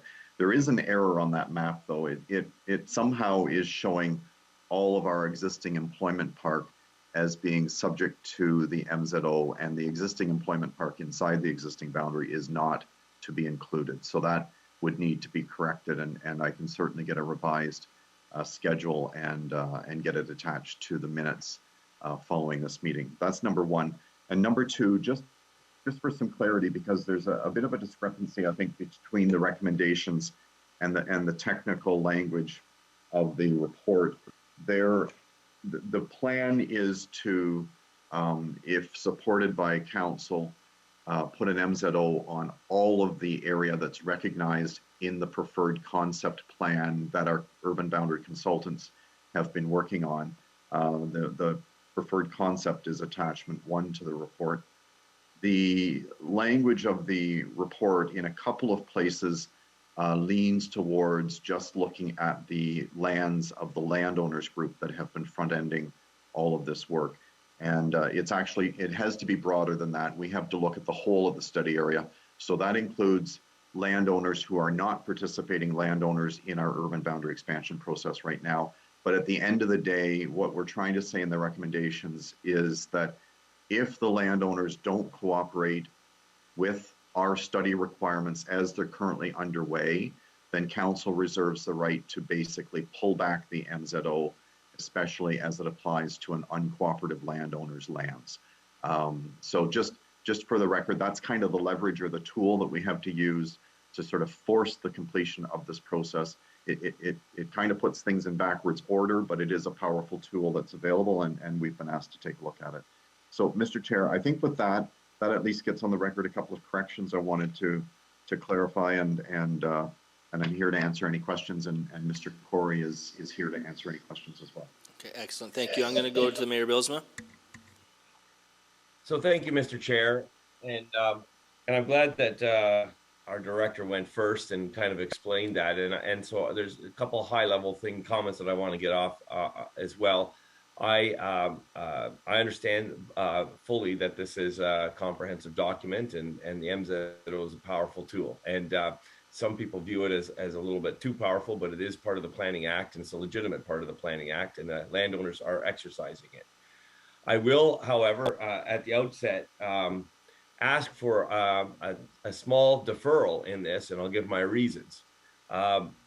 This process of the MZO, you know, and the engagement of Mr. Corey in preparing the document before us was just a little too fast. And so just to give you a bit of a background from a regional perspective, the Niagara region is going through a comprehensive review of their own official plan.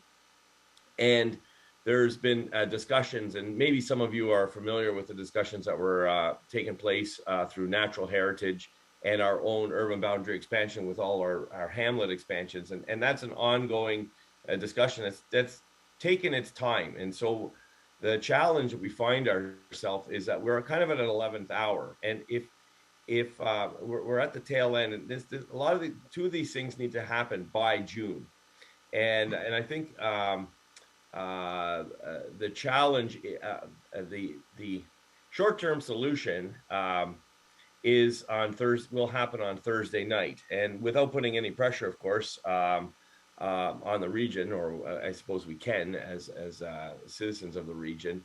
There is a very comprehensive discussion about those urban boundary expansions and the rural hamlet expansions taking place. Well, it's the council meeting. So as we are well aware, the discussions have taken place in planning and have for many months, and I've taken in those discussions.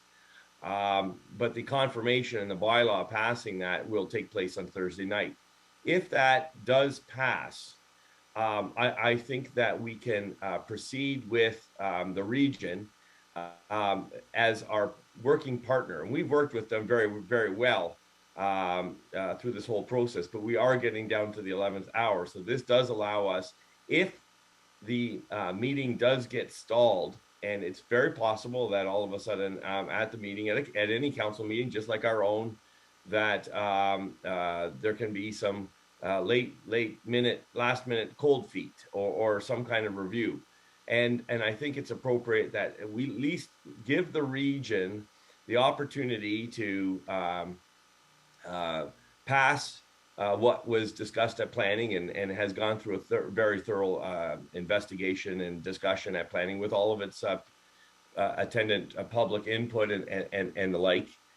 We have to allow them to have that process, because we've worked well. I know our own planning staff has worked well with the regional planning staff, and we have to give them the benefit of the doubt that it does happen. However, and we've seen it ourselves, that sometimes we get cold feet.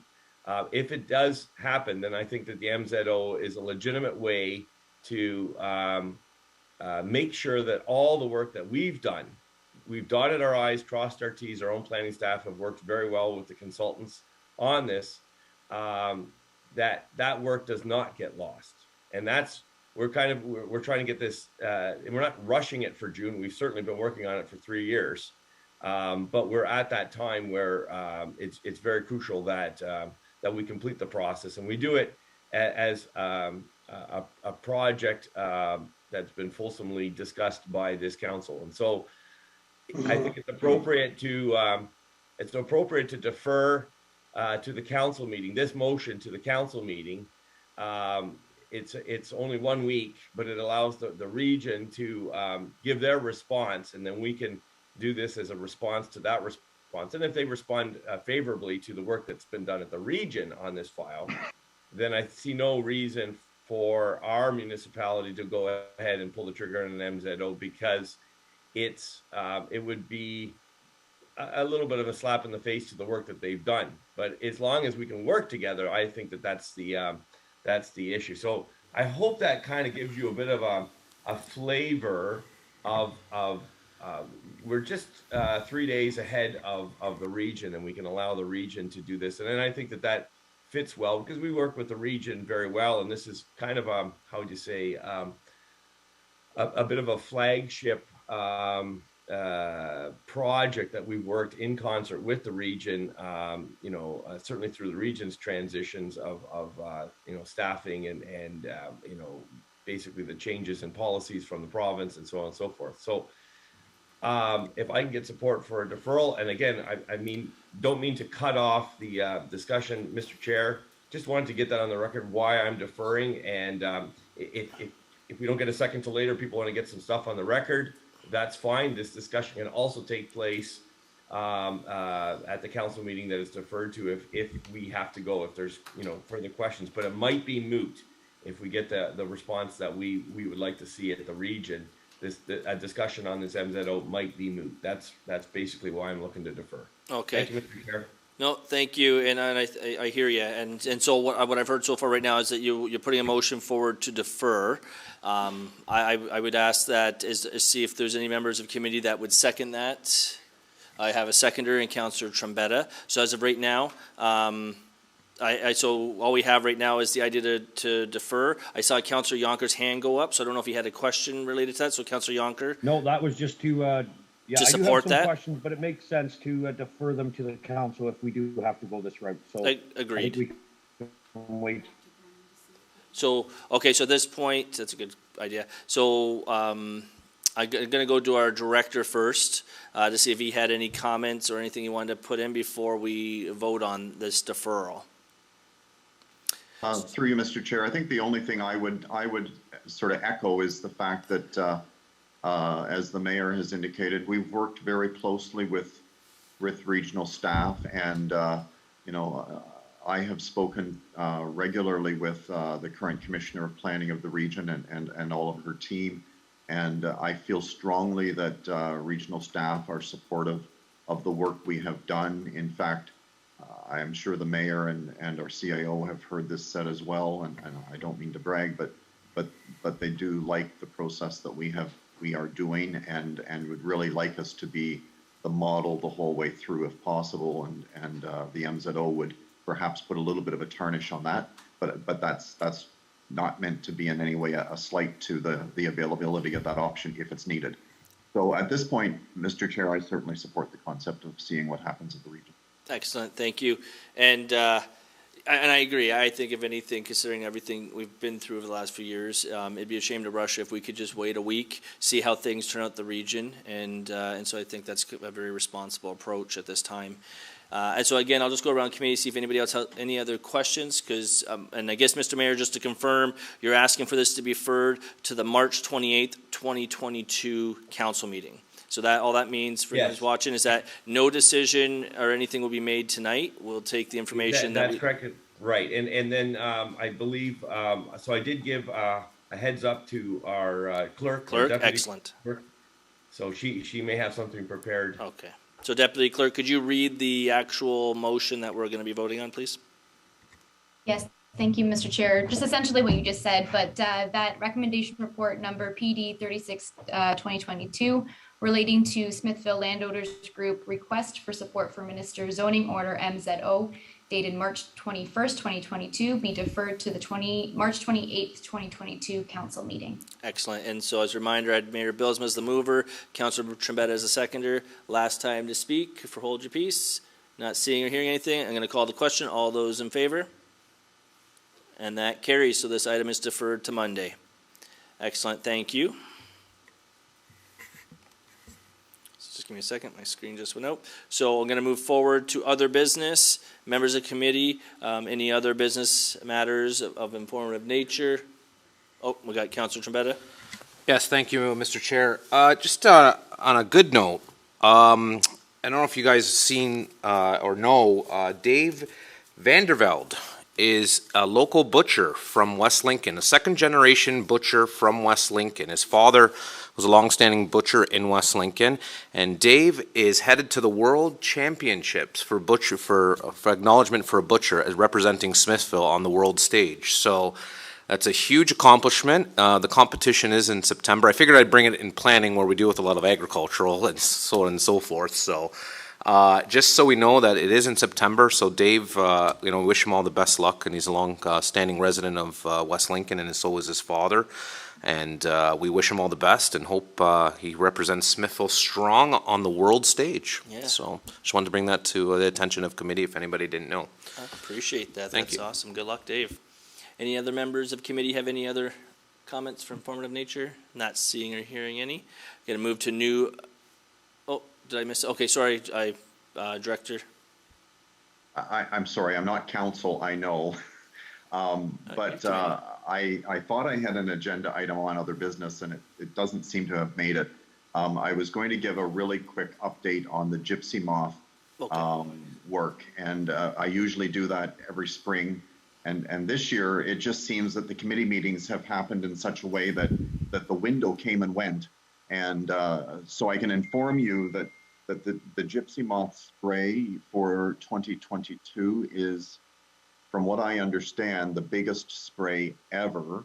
Some 1,200 acres are being coordinated locally, and all of the spray is already spoken for. So the facilitator of the program, Mr. Robinson, on behalf of Trees Unlimited, or Robertson, I think it is, on behalf of Trees Unlimited, has reached out to all of the participants in previous years, and the spots filled up so fast that he didn't even have to do any advertising or anything. And so the spray is underway. It's running a little bit earlier, I think, in order to make sure that they get the right window and the right opportunity to apply the spray at the right time. But just so that committee is aware, the gypsy moth program is underway. We're participating. I think some of the township lands will actually have to be sprayed. For example, Wellandport Park possibly has to be sprayed this year for the first time ever. We're doing what we can to be on top of this, and thanks again to Trees Unlimited for all the work they're doing leading this program. Thank you for sharing that. Now we do have a question from Councillor Trombetta. Thank you, Mr. Chair. Through you, Mr. Chair, to Mr. Treble. Does that mean the program is already filled up and closed at the moment? Through you, Mr. Chair, that's my understanding, but I think if you hear of anyone who is inquiring or has an issue, that they should just reach out to Trees Unlimited directly. Okay. And my staff, Jenny Fisher at the front counter, can certainly get the right coordinates, phone numbers, and everything to assist. Okay, thank you. Thank you, Mr. Director. Excellent. Oh, Councillor Trombetta, Councillor Bradrick. Just a quick question to the director through you, Chair. Is that posted on our website or will be? Through you, Mr. Chair, there is a page on our website that is about the gypsy moth program. I think the problem is that this year the program came and went so fast that any specifics with respect to this year's timing never even made it up before it was too late.